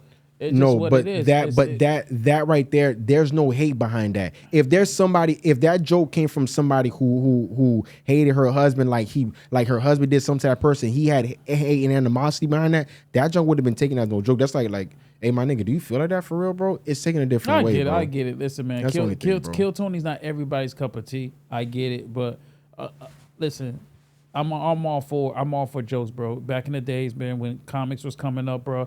Nothing was off limits, bro. Listen, no matter who you was, no matter you had a crippled son in the audience, they didn't give a fuck. They cracking on that crippled son. Absolutely. So I think that everything should be on the table. But the problem is the people that are making fun of the crippled son didn't hate crippled people. So they would have no problem. That joke would be funny if it's just a joke, bro. But if that person had a history of hating crippled people and they made that joke, it ain't funny at that point, bro. I'm telling you. But like I said, disrespect is disrespect. Speaking of disrespect, bro, there's a story going on right now that happened over the weekend, bro. This weekend was jam-packed, bro. In Dominican Republic, bro, there was, we were talking about IshowSpeed. He was on the Caribbean tour. Shout out to my nigga IshowSpeed. Salute IshowSpeed, bro. Shout out to my nigga Speed. Nigga, hey, man, so before we get to the Dominican Republic, he actually hit a couple... He went to the Dominican Republic, but we're gonna get to that. After he left DR, he actually ended up going to Jamaica, and he went to shout out to all my Jamaica, Bahamas. He went all that. So, but break it down. What do you think about the wrap up of the tour, barring the DR situation. We'll get to that. Shout out to Jamaicans, man. Shout out to Jamaica. That's hospitality. That's how you show a nigga a good time.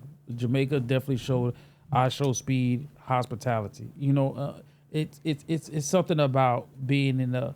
I'm not gonna say that because St. Martin's it's a black country, Barbados, Guadeloupe, everywhere. He was a black country. Every single country he went to was a black country, including the Dominican Republic. But it was something about Jamaica where he went. When he went in there, he felt at home. Absolutely, that's the most comfortable that I see him throughout the whole trips that he went to was definitely Jamaica, man. It was amazing, and I feel like you seen the true happiness. I think when you went from DR to Jamaica, it was like a big relief for him. Like it was like, okay, now I'm back on solid grounds again. You know, I was off solid grounds. Now I'm back where I need to be, and I can have fun. I can have a good time. IshowSpeed was even after, even when the cameras are not rolling, he was still outside having a great time on his off days, just chilling, vibe. He really enjoyed his time in Jamaica, man. Blast, bro. So I think it's and the only reason why I felt like he had a great time is because the people, the hospitality, to how Jamaican people treated him while he was there, he felt comfortable, bro. Well, I mean, everything overall, bro, over there, they embraced him. He embraced the culture too, which is the good thing about Speed. Speed always looks to kind of not be afraid of things, bro. He wants to be open. The kid's open, bro. You feel me? So that's the best thing about him when he goes and visits these countries. When he was in Jamaica, he did a lot of cool things over there. A lot of people came out and kind of supported him in a sense, even celebrities, but also just like the government and different the ministries. Like everybody kind of worked in conjunction with him in Jamaica to give him that hospitality feel, bro. And I ain't gonna lie, salute him, bro. It wasn't forced, too. It wasn't forced at all, bro. I seen that boy ask for a juicy patty 50 times, bro. Right. That wasn't forced, bro. That means that the juicy patty was good. It was good. I seen a shorty dusty whining on Speed, bro. Listen, he going back on his off time. He going back to Jamaica. So is that really a thing where the KFC over there is that good? Like, let me tell you something right now. What's so special about it? Over there, the KFC, the line gonna be wrapped around because it's a whole bunch of tourists and regular people trying to get there to it. You feel me? But it's amazing. The story behind the KFC over there that I was always told when I go to Jamaica is that America tried to come in with the chickens over there. They said that if y'all gonna do KFC over here, you're not gonna use the chicken from America. It's gonna be the chicken in Jamaica only. They said, oh no, we're not gonna do it. They said, fine, that's no problem. They came back later, did the deal with them. That's why that Jamaican chicken in KFC, they said, is so different because that's real chickens from Jamaica. That's what they say. That's what they say at least. So it's a little different. So you've actually tasted... absolutely, yeah. So what's the difference? Because I know the KFC down here can be a little seasoned and salty. To be real with you, bro, it just tastes like... Is it Caribbean? Not Caribbean, but it just tastes like KFC with like a Caribbean twist to it, I guess, bro. But it's good. It's good. Okay. It's not like... Listen, I'm from Florida, so I'm not some kid from Ohio that don't have no flavor in his life, bro. You feel me? Now I got flavor in my life, so it tastes cool. Okay, it's good.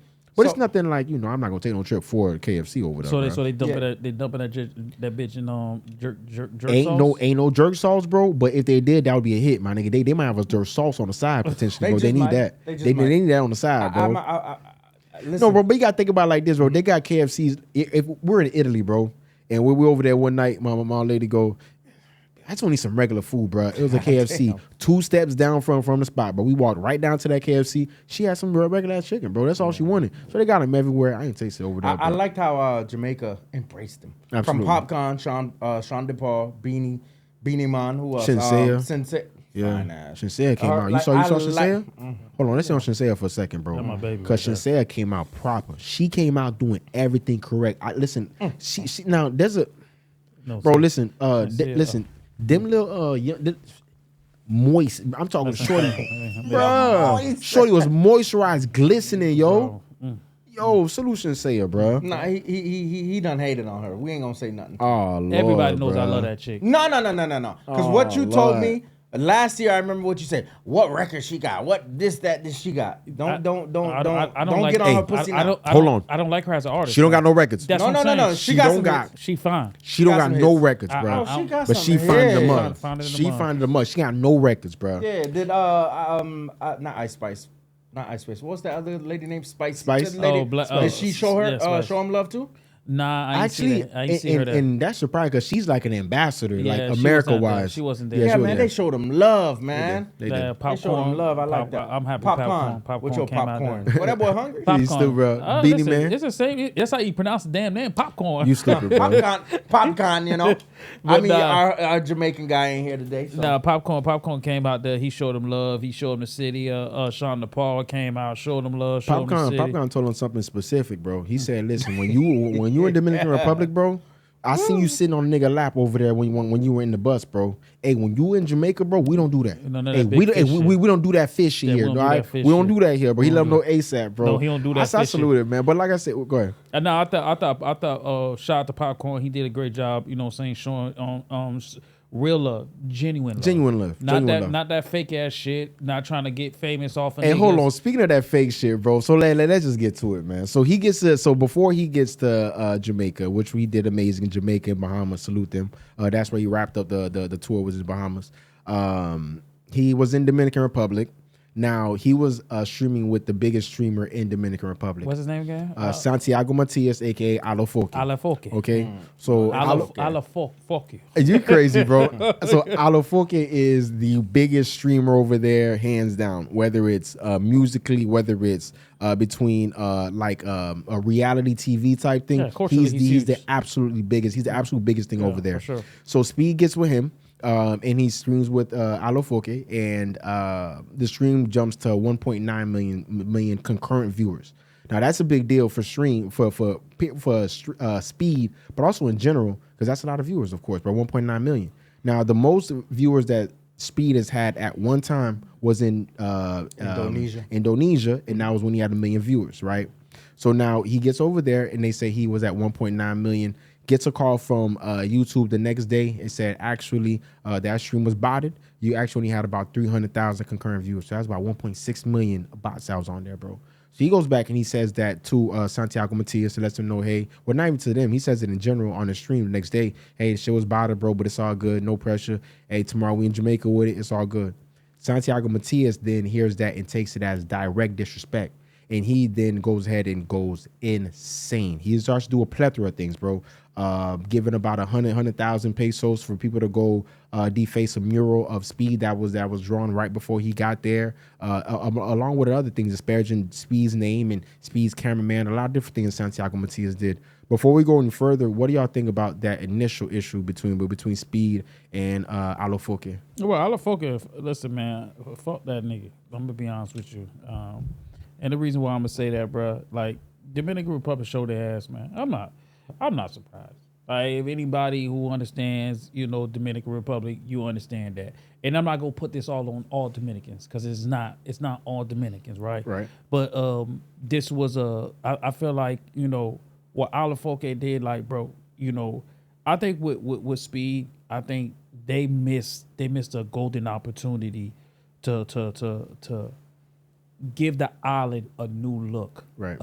To a different outlook of the island, and they dropped the ball, right? Because I think IshowSpeed is an important figure, and I know some people might be like, man, we might be doing it a little bit overboard, but when we go back in history, when we go back 10, 15, 20, 30 years from now, we're gonna be like, damn, this legit right here was a big fucking deal, for sure, right? You dropping the ball of this situation and made it a bigger deal than what it needed to be. There was always gonna be this issue. Once I seen IshowSpeed said what he said, I knew it was gonna be a big deal, right? Because you know if you was watching the stream, you seen the jealousy, you seen a person who was trying to piggyback off of somebody else's fame. Like you just seen it. It was nothing that was genuine. You went to Jamaica, you went to Barbados, you seen it was genuine. It was people that was just genuine. They ain't give a damn a fuck if it was IshowSpeed and how popular he was. They understood the good that IshowSpeed was doing, so they were like, you know what, we're gonna embrace this guy and we're gonna show him love.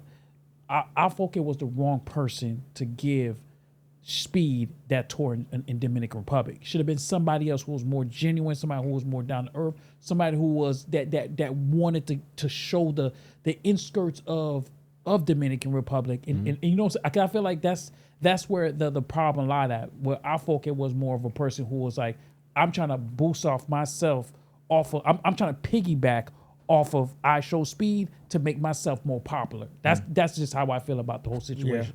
Well, Alfoke, Alfoke, goddamn it, he's Alfoke. real big in the Latino. He's huge, Paul. Yeah, He's the I'm biggest. Just being honest, He's the biggest. Just off the reality show, and I've been on that reality show trying to convert it to English. I'm just being honest.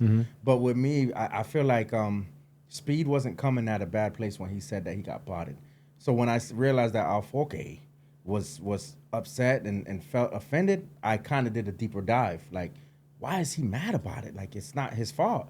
And I realized, like, you know, with the views he be getting, it had to have been botted, or it has to be bots in general.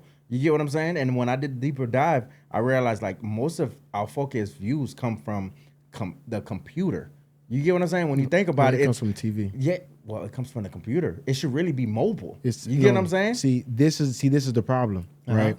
Now, I agree with you guys, right? Yeah. I agree with you. While we're talking, research department, go on YouTube right now. YouTube, nothing else. Go on YouTube and type in Alfoke, and you're gonna see how many viewers he has right now. Probably, I haven't looked, but it's gonna be over 500,000 current right now. So hold on, let me tell you the reason why this was a problem on Speed side. 2 million. Speed was right now currently, exactly, and those are real. So how many of us sit around on our computer versus mobile? Let me explain it to you. Okay, I'm gonna explain all this to you, bro. This is why Speed was wrong, bro.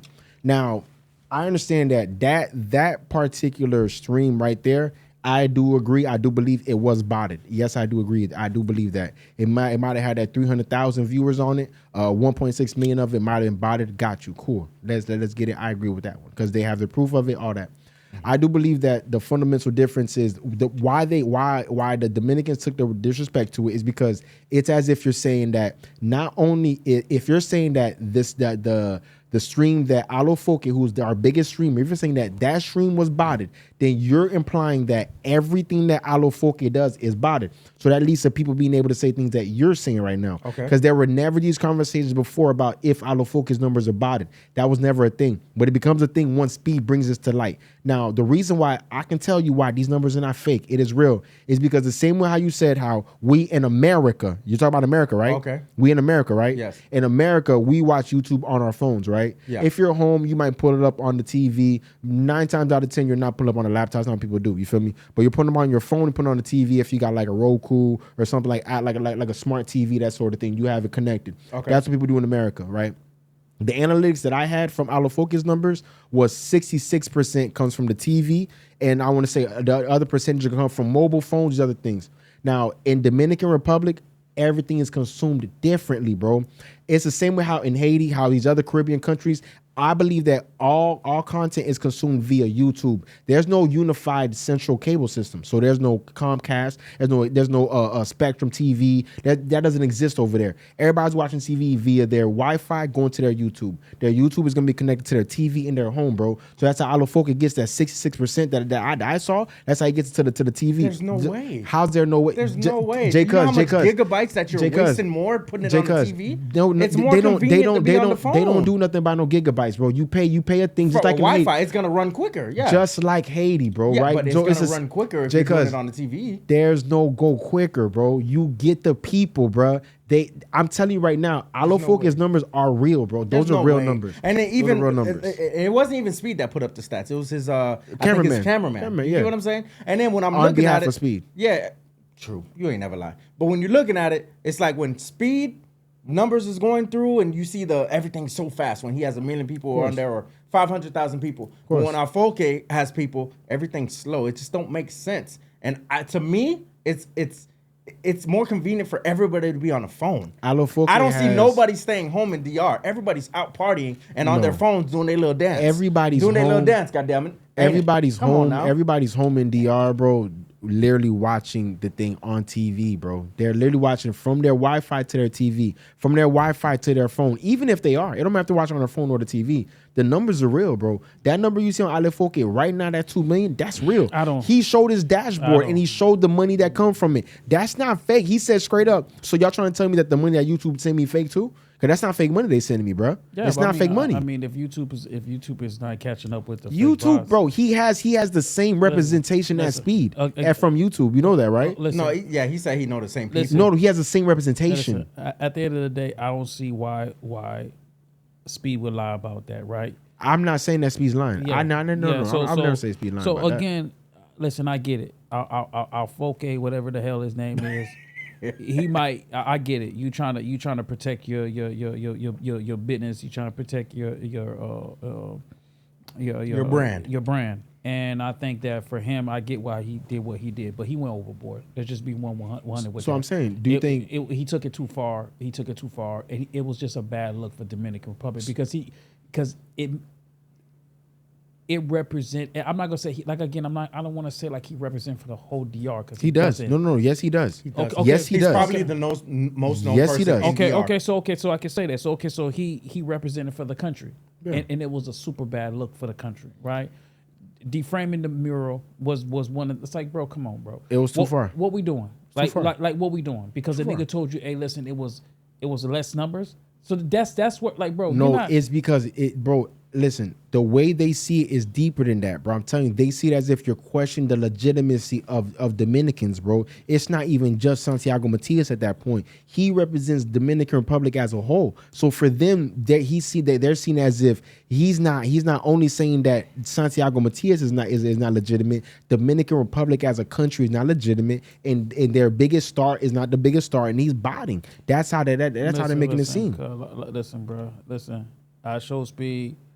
I fuck with you, bro. Listen, I believe everything you said about these niggas out there, bro. I know.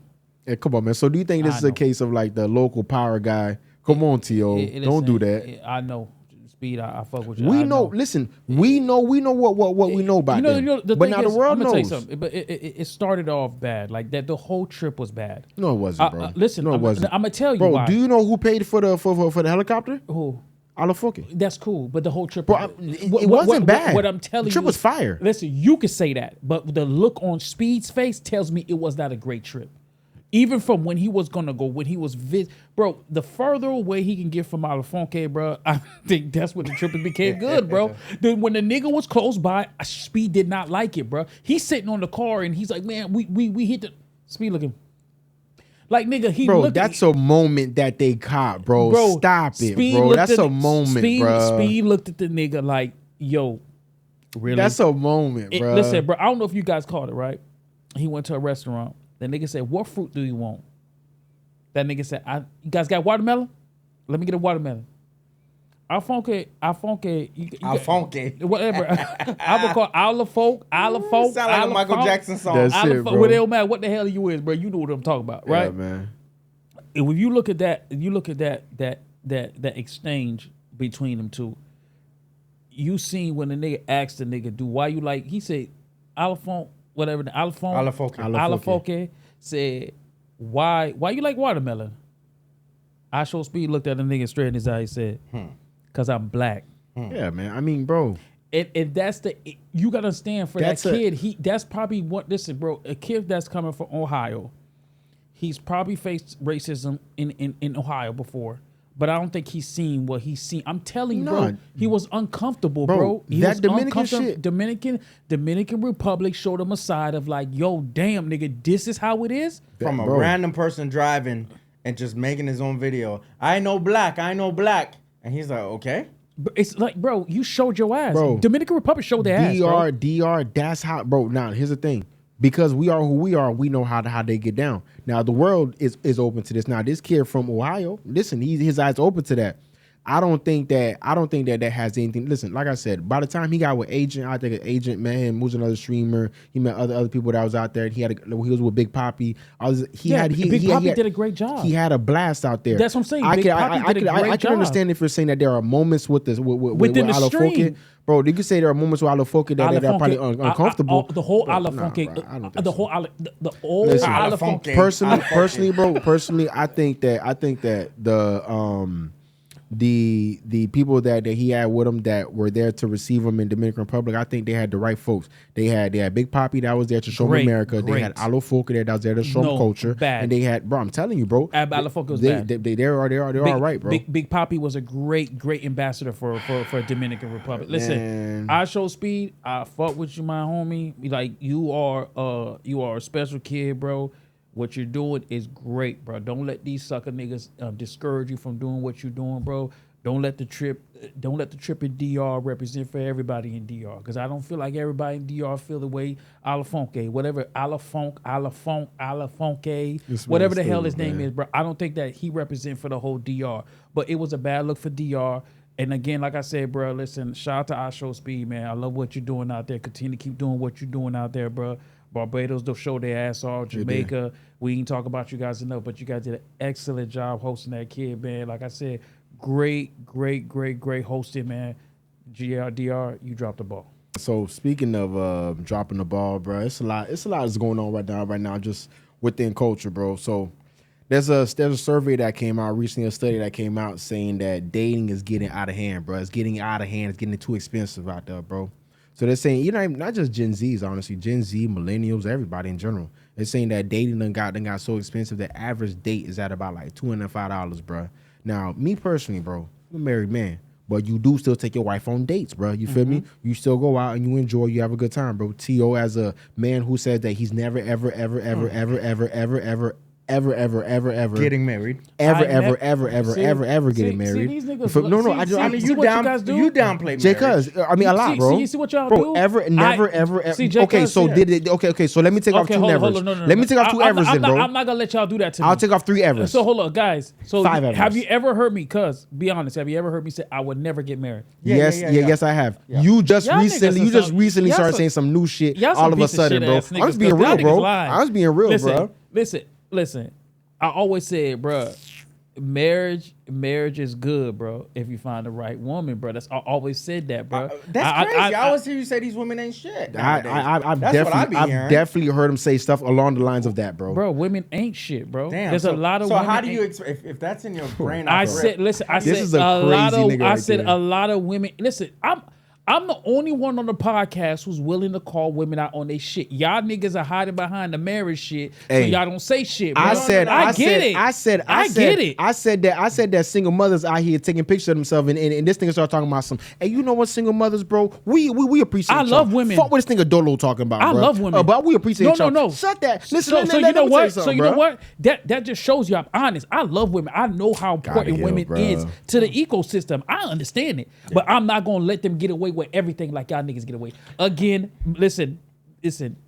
Dating is expensive, bro. I'm gonna keep it one. Okay, so if the average, so right now they're saying that on average, the date is about like $205 right now on average, bro. You feel me? For a regular person, like, first date, about $205 on average, bro. $205. Okay, yeah. Okay. I was about to say $25. You fooled me there. No. If it was $25, I was gonna say, where you going? Take short to Publix, bro. CEE right there in Publix, bro. You heard me, bro? About that 25, bro. You heard me? Nah, but further, what y'all think about that, man? You can feel the shift. You get what I'm saying? You can feel the shift. It's like a certain light is on dating now, where you just can't go the cheap route.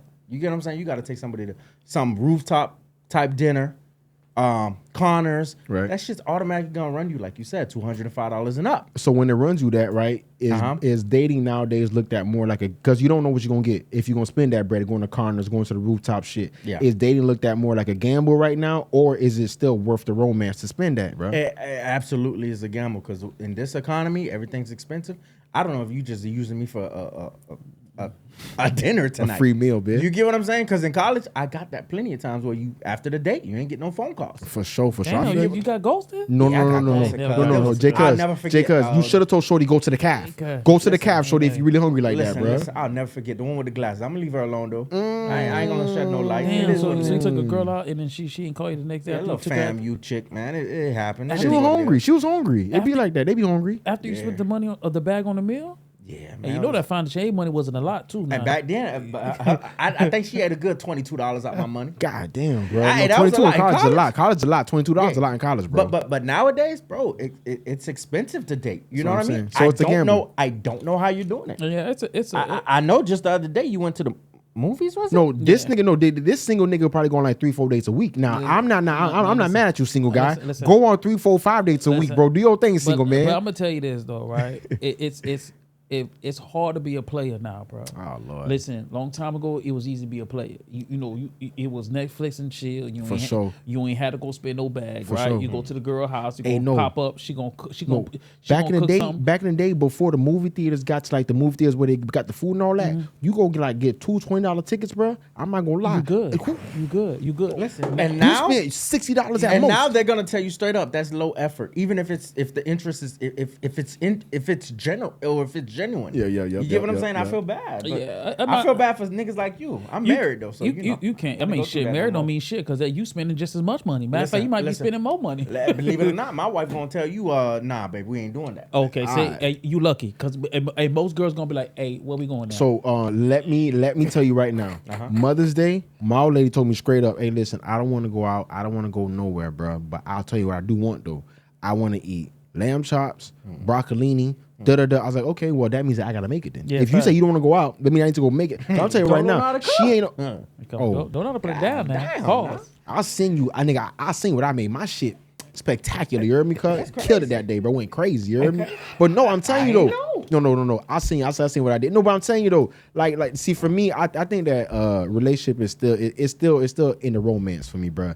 If it's whether you got to spend $25 on a date, right? Let's say you right now you go out, you go to on a beautiful date somewhere. We got nice spots, especially where we live, bro. You can go really enjoy yourself on some real nice shit off the beaten path, places where people don't really go, and you might have to spend a little more. It might be that $200-$300 ticket. If you want to go on a date and you want your feet in the water, bro, you feel me? I'm not talking about waterfront. I'm talking about your feet in the water, bro, and they bringing fresh food to you. You can have that if you don't have that experience. You just got to pay that. Now, if you're willing to pay that, bro, and you gamble, like Jay Cuz said, you gamble and you don't have a good date. Sometimes, bro, like you said, if you a player, you take it. It is what it is, bro. No.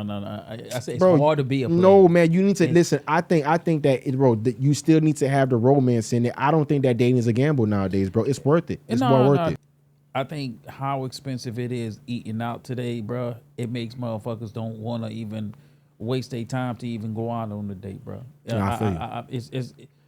This is why I like it. It's kind of like it's better to be in a relationship than it is better to be single. Think about it.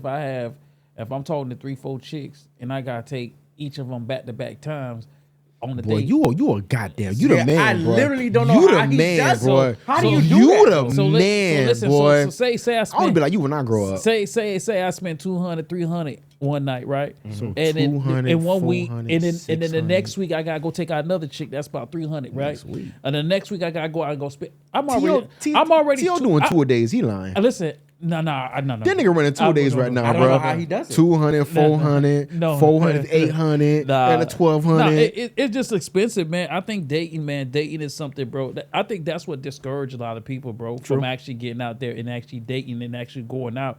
It's just so expensive, bro. A meal, you.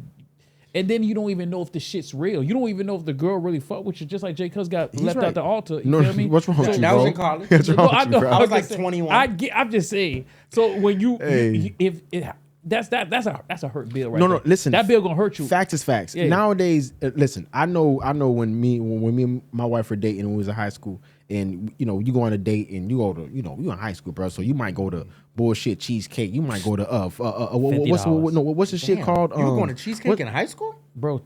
You got What's money. the shit called? Y'all go- First what's Watch? that? No, Friday TGI Fridays. Those were the That was my spots, boy. spot. Come on nigga. now. That was Chili's? my No, spot. you gotta know. Chili's, See, Applebee's? you see now the Apple- thing is, two- bro. two Like for I 20? said, Come on see, now. my old lady ain't see. 2 for 20? I took some of the CC. She ain't doing too Bro. much. See, like I said, the lowest that my old lady was always bougie, bro. She like her niggas. She like what she like. You didn't get the pint. Remember No, they- I like remember what she like. We don't like that. They had. No, we don't like that. You don't remember the $10 pint? We don't like that. We with, never with did the that. $10 with the blue flavor. We did that. With the 2 for 20. We ain't did that. Yeah, man, Let me tell you something. you go to back in the day, bro. I'm talking like 2010, 2011, 2012. That 2 for 10 was you out. you go to PF Chang's, bro. If you want to look like you trying to eat something that's a little upscale, but it's still cheap as hell, bro. Take your ass to PF Chang's, my was nigga. cheap. That's why I said, That's if what you I'm want to saying. look That like was it's fire. upscale, exactly. Yeah. That was one of them ones, bro. fire. That was one of them ones. If you knew you what ain't you spending knew more back than in 60, bro. If you know something back then, bro, you go to one of bro, Bahama Breeze. You feel me? They A chopped Bahama that thing, Breeze. They chopped that thing. Come on now. So my whole thing is this. You can still have the romance in dating. You might not have to be at that $205 price point, bro. You feel me? You might be lower than that, bro. It's not a gamble all the time, I bro. ain't gonna lie. I took this one girl one time, bro. Took her to a steakhouse. All right. Yeah. Prime? Shoeless, nigga. But she got a Shoeless, nigga. Prime? she got the most expensive steak. Trying to tell you, tomahawk on that ass, bitch. Cause she got the most expensive steak, bro. Big cut. Big ounces. I'm trying to tell you, nigga. You know it ain't nothing. It ain't tricking if you got it. I'm You trying to tell you. damn. No, You listen, know? hey, I listen. just- I'm trying to back this Not nigga, the bro. Swatch. Bro, not the Swatch, nigga. Not the Swatch, You bro. listen, it ain't tricking if you got it. So Exactly, Big AP, not the I Swatch. let her feel her stomach. You know, she cut the steak up. You know, I cut a couple of steaks up for her. You feel me? You know what I'm saying? Let her fill it up. You gonna fill it up later. You know what I'm saying? Paul, you're That's the whole- Ain't no That's pause. no, there ain't no pause. That's the whole point. You right, ain't no pause. And that's the whole point. Whole nigga. point, you I heard? ain't get to fill it up later. No, she left you at the altar too, nigga. No. God damn, She, bro. she ain't left me at the altar. She just didn't let me fill up the tank. Oh, hell You no, get what shorty. I'm I ain't gonna lie, saying? shorty. Listen, If she I fill took- that tank up, I gotta fill that tank up. You heard me, she bro? took- Come on now, Don't bro. feel bad, cause we all know a nigga Listen. that took somebody to the movies and the girl kept riding right after. Hey, Go listen, ahead, bro. That's another subject. Go That's a ahead. big fact. That's a big fact. All right, now, bro. Nah, listen, like I said, bro, listen, you gonna get like that. That's the thing with dating today, man. Dating is just so hard because it's so expensive to actually take a woman out. Like, because a man is expecting to pay for everything. I'm not gonna lie to you. I have had women, bro, that when I take them out, bro, they pay that shit, bro. Like I try to pull out my shit, be like, hey, I got it. No, I got it. You feel me? And this nigga still never went on a second date with her. He said, "You good for this one? No, you done pay this one." I went on a third, fourth dates on them. I just fuck off on them. I don't listen. I'm sorry. Ladies, I'm not the most relationship. This is the same type of nigga that bro. said that he never said he not gonna get married, right? Now, I just want y'all to know that he told me, because I put 10 nevers on that, I need to take back 2 nevers. Okay, listen. I think I need to add about 5 nevers on Listen, there, bro. listen. If you ever hear that I'm getting married, just you gotta ask the woman what the fuck you did, Yeah, right? yeah, Because it is gonna take a lot for me to get married. But I'm not gonna say that I'm not gonna get there. I'm never gonna say that I'm not gonna get there. It's just gonna take a special woman to get me there. You feel me? You know, Yeah, it can get there because that's one thing I always fucking said. I'll never get married. I always told my wife, I'm never getting married. I knew your ass was getting married. Nah, there's no way. I knew you was Bro, getting married. I didn't know I was getting married until I was maybe 28. Listen, I knew You know what I you were mean? getting married, bro. But since we talking about restaurants, right? So, I've been out the game for a long time. You know what I'm saying? So I know you're still in it. So I'm going to give you some restaurants that you can go to that you still Go can ahead. save some. Give me. Name one. I'm going to give you one right back. Save some? No, Yeah. no, give me some. Nobody wanna Like, you can save some money. Nigga. No, go ahead. You want me to go first? Go. Tell me where I go. Cheddar's. Cheddar's cheap. I did take a chick to Cheddar's, bro. I ain't You want me gonna to lie keep going? No, you give me one. Give me one. No, hold on. No, Wait Cheddar's. 1 second. Cheddar's is cool, but that's not a good first date. Cheddar's is cool, like once you and a shorty been dating for like 3-4 months, bro, and that's like a cool like For chill Cheddar's? date. Yeah, that's like meet me for lunch shit, bro. That's not that's some shit like later. Press a chick, you can't take it to Cheddar's. Hell no, Okay, that's okay. like once we get cool, Okay. we can go to Cheddar's. We finna erase this. And this is pretty cheap. To me, it's pretty cheap. Cooper's Hawk. Yeah, Cooper's Hawk is a good one. Fire good and one. affordable. Yeah. I'm talking about $80 for 2 people. Yeah, no. And they Cooper's gonna Hawk is get good. you. Hey, listen, y'all boys. Cooper Hawk. Go ahead. Let me give y'all the jug of Cooper Hawk. What you do is you make the reservation for like 7 o'clock, right? You get there at 6:30 and you go to the bar and you get a flight for yourself, get a flight for shorty. You feel me? You and shorty get a drink in the flights. You feel me? The wine flights, they'll give you like 5 of them. You go through them shits real quick. You leave there, go sit down at your table, order a bottle, another bottle of wine, because really the bottle of wine isn't gonna be that bad. Maybe like $30-$40, probably. And they're gonna $50 give you for a good samples one. all night long. Go ahead. Literally. Well, they don't give you samples all night. I don't. They- That's what I was got. That nigga got a special. That nigga got a special. No, I ain't gonna lie to you. Bro, Let that's me what tell I you got. one thing about that it. lady got the tip out of us, but go ahead. No, they ain't give me no samples, nigga. They gonna bring that bottle right to me, the one that I want to drink with my motherfucking steak, bro. Not like money, man. Yeah, You no, know? but I'm saying though, My because dog I don't look know, like money, because I'm gonna goddamn. pair my shit the right way, nigga. I'm gonna pair my red wine with this meat right here, nigga. I'm not don't no real talk. You're not gonna bring me 50 fucking wines for me to drink with this goddamn salmon, bro. I know what I want to drink, nigga. Hell no. Don't, nigga. Bring me what I want, bro. Bring me what I want. Hell no. That nigga said he Duh. he Okay, need so that. Cooper's hot. What's the third one? What's the next one? Nah, Cooper Hart for sure. Cooper's hot's a good one. Cheddar's a good one too. I'm not gonna lie. Connor's expensive, but I fucks with it. No. Connors is like Connors is for first date. Connors is first date type shit because that's like some nice steakhouse. You feel me? It ain't Shula's. You feel me? No. Stay away from. Listen, I was downtown a couple weeks ago. What's the one? There's one called Prime something. Prime Steak. I'm good off of those. I'm good off of those. Prime is good. Somebody told me they spent a bag over there. No, thank you. First date? Prime is first date. I heard that shit gonna run you $300-400. I'm good. Yeah. Hold on. Time out. Real quick question. What's the price point for a first date then? Because maybe I'm confused. It depends how bad the chick is. 120. No, Jay Cuz, you answer too quickly. He answered the right way. You right. It does depend on yeah. If I mess with a baddie now, I ain't gonna drop that bag. Listen, Max B, that shorty that walked up on Max B, bro. Listen, shooters, my nigga. All right, we going to shooters, bro. We ain't going to chatters, my nigga. Hey, all right? hey, listen, I'm just saying, it just depends, man. It depends. Now she just a basic chick. Hey.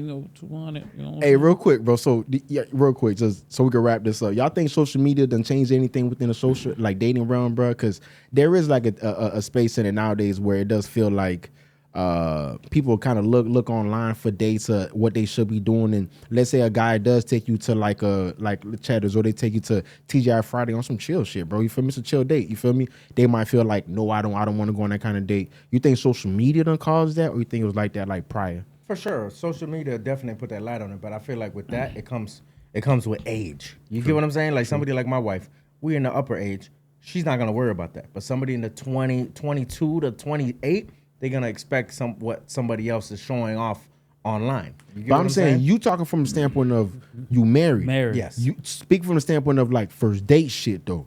That's why I think like social media. Go ahead, Tio. Nah, social media definitely ruined it, bro. Like it's a crazy expectation for first dates that does. There's no such thing as, listen, baby, let's get to know each other. Let's go out for a coffee. That doesn't exist no more. That does exist. It exists, but not in the social media realm. Who you looking for? But who you looking for? Bro, that's but your basic fives are telling you that nigga, you better go somewhere nice. You're right. No, you're right. It's but scary. The dating pool right now is scary. It is nasty out there. But I do believe that it's still like, if you find that five that's like social media, like brain rot, then it is what it is. Name me the girl that ain't. You find, I ain't gonna lie to you, bro. Say it again. I'm saying name me the girl that ain't. Like every girl is social media. It's social media is like, it's their everything, bro.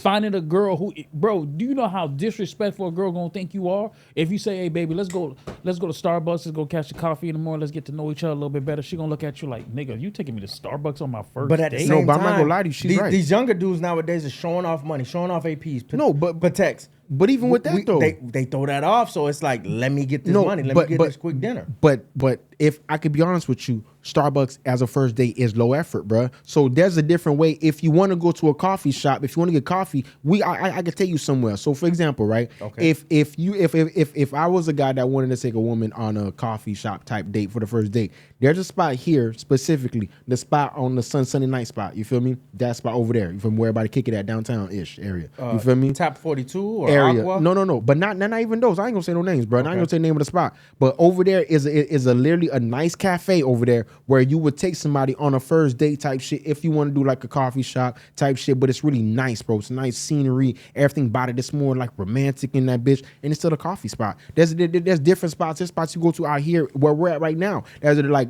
boutique like type of coffee spots we go to instead of going to a Starbucks. So if as a woman she got a text message that said meet me at Starbucks, she like, nigga, I'm good. I can order my own fucking Starbucks. I'm good. I go to my own latte. Yeah, that's fine. So, but she should say that because my nigga, if my daughter, for example, will always say, honestly, she will always say, if a nigga says let's go to Starbucks, she gonna be like, I'm good. I'm gonna get my own Starbucks. If a nigga were to hit my daughter and say, hey, I want to go on this, I want you to meet me at XYZ spot where they got this cafe that we could do XYZ there because she knows that she likes cafe lattes and they had lattes there and they have these little biscuit thing that she likes. Okay, we can go over there. That's cool. Let's start out. That's different. So going to motherfucking Starbucks, nigga. No. So when you say social media to mess it up, I don't agree. Listen, I think that it's low effort people that's upset that social media is showing something real and they don't want to give no fucking effort, bro. Even if it is Starbucks, right? We can grab a coffee and we can go take a walk. It don't have to be you sit in the Starbucks, you have that coffee. Are we trying to know each other or not? That's the thing with dates. So dating is the pool is tainted, bro. Everybody thinks that you got to go on a $500 date on the first date, bro. That is crazy. That's True. crazy to think somebody supposed to take you on a $500. Bitch, I don't even know you. Hey, listen. I don't even know you. That morning dates, that's probably the cheapest you could do. You Morning? get what I'm saying? But You I'm said not morning? I'm not gonna lie. Back in my single days, I'm not doing no morning breakfast spots. You get what I'm saying? I'm trying to get to know you at night. You get what I'm saying? There's Damn. nothing. First of all, I Hey, don't listen. have. Damn. Hey, listen. I Jay don't- Cuz trying to get listen, right to it, you goddamn. get- Hey, listen. He trying I to don't get to do. Hey, it. listen. That stomach ain't flat. I don't do daytime sex. Goddamn it. I'm just saying. Hey. You know what I'm saying? Listen, Hey, I'm gonna take you hold out on. at 8 p.m. Hold on, daytime sex is when the shorty got the best body. If we get real, that shit flickety flat. She wake up in the morning, everything, and they look righteous, nigga. Nah. You talking about 6 in the morning? You Yeah, get what I'm that saying? first thing in the When you ain't brush the teeth, they cut that leg up Right in the them morning. toes, goddamn it. No, CTO, you a single nigga for sure. Yeah, you don't know he shit about wouldn't that. know. He don't know nothing about Hey, that. He don't know nothing about that hold That rollover. nigga, hey, that nigga He don't wake- know shit about that rollover, Hey, listen, bro. that nigga wake up, he can't even stay on his stomach. Come Goddamn it, on now, himself. rollover, boy. Yeah. Watch out, what? So I don't know y'all- shit about that, you man. don't even get to brush your teeth first. Don't need Nah, to. we don't need- Don't need to if I don't want to, bro. If I don't need to, I don't want to. If I want to, bro. That morning, off rip is wet. Goddamn, ain't no dry. Man, stop playing, bro. I'm telling First thing in the morning with it, I'm man. telling That Ruby smelling like hot breath, bitch. Watch out, man. Watch out, man. So, like I said, speaking of ruining things, bro. Y'all say social media ruin things. Speaking of ruining things, bro, we got a big shakeup happening, bro. This was a jam-packed weekend, bro. So I don't know if y'all seen y'all boy Shakur, bro. Shakur actually, there's word that he might be signing with Dana White's Zuffa Boxing.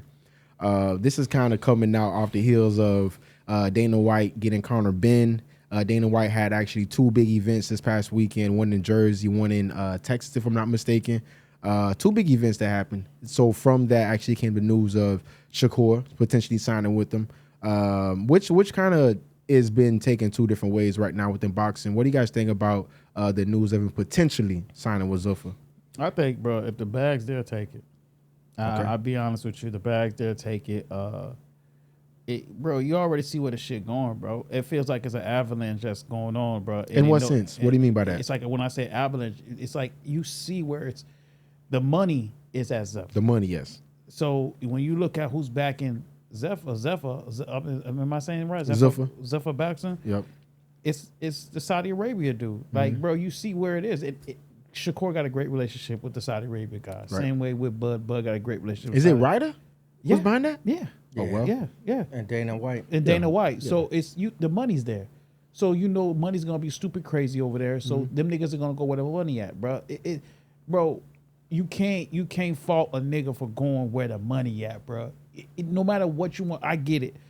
The traditional boxing, traditional promotion boxing, yeah, I get it. Like, you know what I'm saying? The Ali Act, I get it. Like, I know what Zuffa's doing that is bad, but what is the traditional promotion boxing doing to offset it? They're not doing nothing to offset it. So what's gonna happen is these niggas gonna continue to take the bag. These kids are gonna take the money, man. These niggas don't give a damn about nothing else. These cats, bro, listen, if they took money out of boxing today, bro. These kids will leave boxing.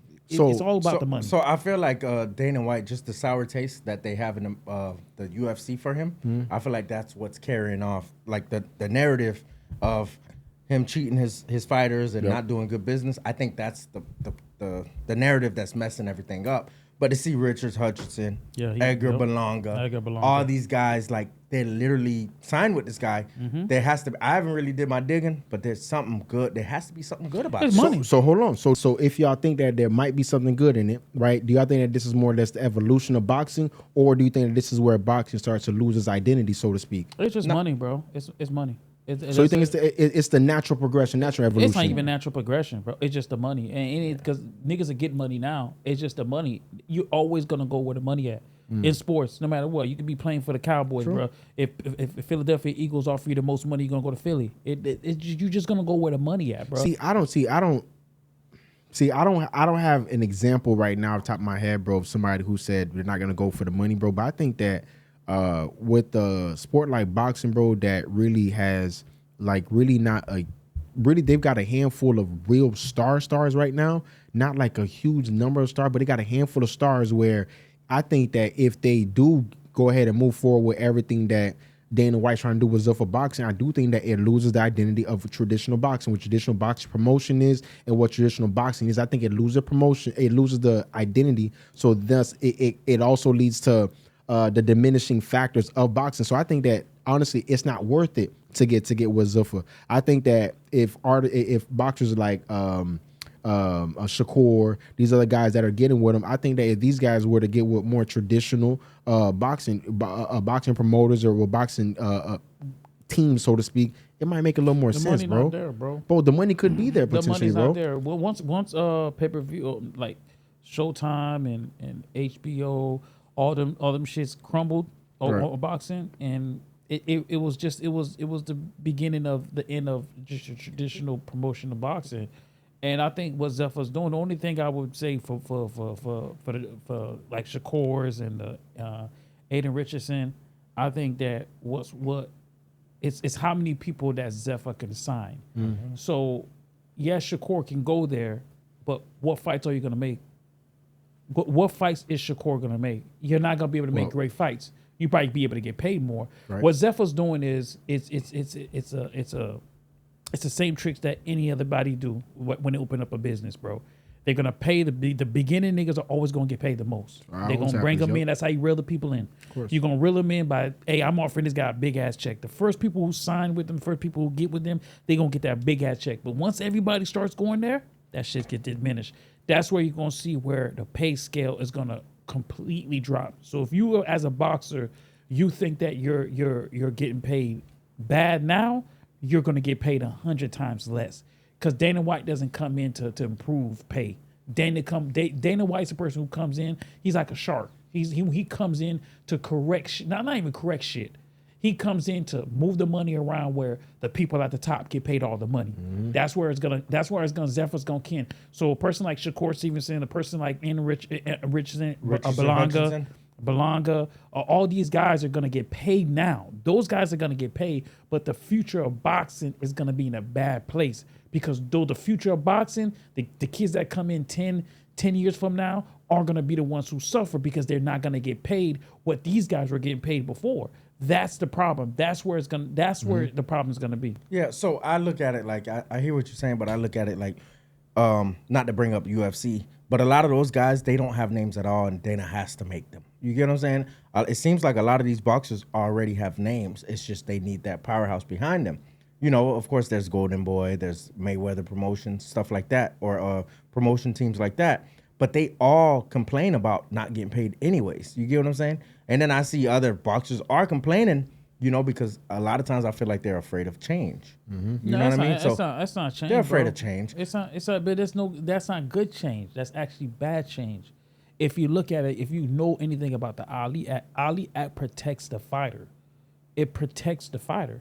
You're diminishing the Ali Act to go to Zuffa that doesn't support the Ali Act. Yeah, but I heard the only people that are complaining about the Ali Act is the English fighters, and none of them are signed with Zuffa anyways. Or it doesn't protect them anyways. But that's what I'm saying. That's the reason why they don't want to go sign with Zuffa. Go ahead, dog. No, go ahead. No, Zuffa. My bad. Zuffa. I just don't think, like I said, bro, I don't think it's a good look for. I don't think it's going to be a good outcome for the generation that's coming behind the Shakur Stevensons. Mm-hmm. Again, that's the problem. You look at it as a paycheck now, but Dana White you have to look at a person history. Listen, when a person show you who they are, bro, believe them. Like that's the thing you have to.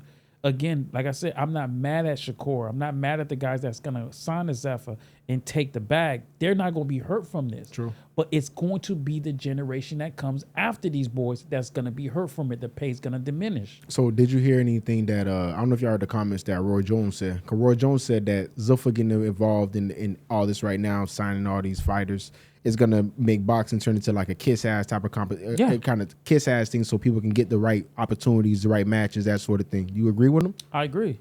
I See, agree. This is where I 100% agree with him. But I do think that, like I said, I think boxing, like I said, it has an identity right now, bro.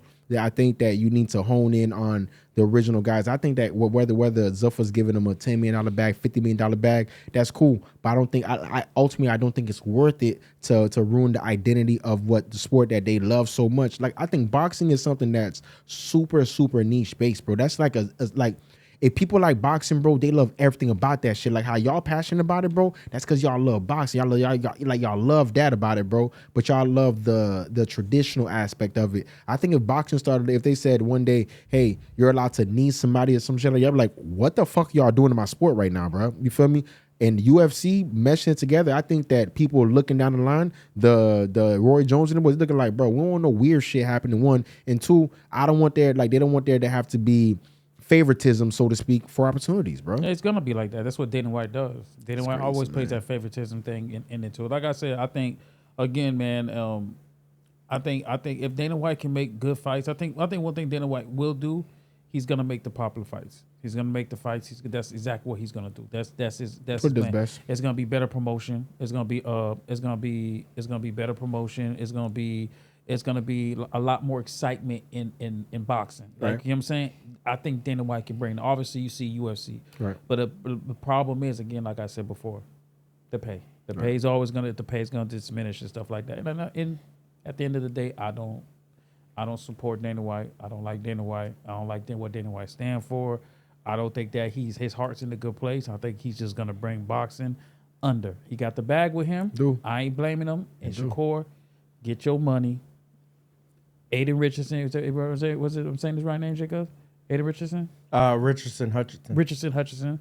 Get your bag. I ain't mad at anybody else that signed before that, but just know before you sign that dotted line, you're setting the next generation back, big time. That's it. Just know that.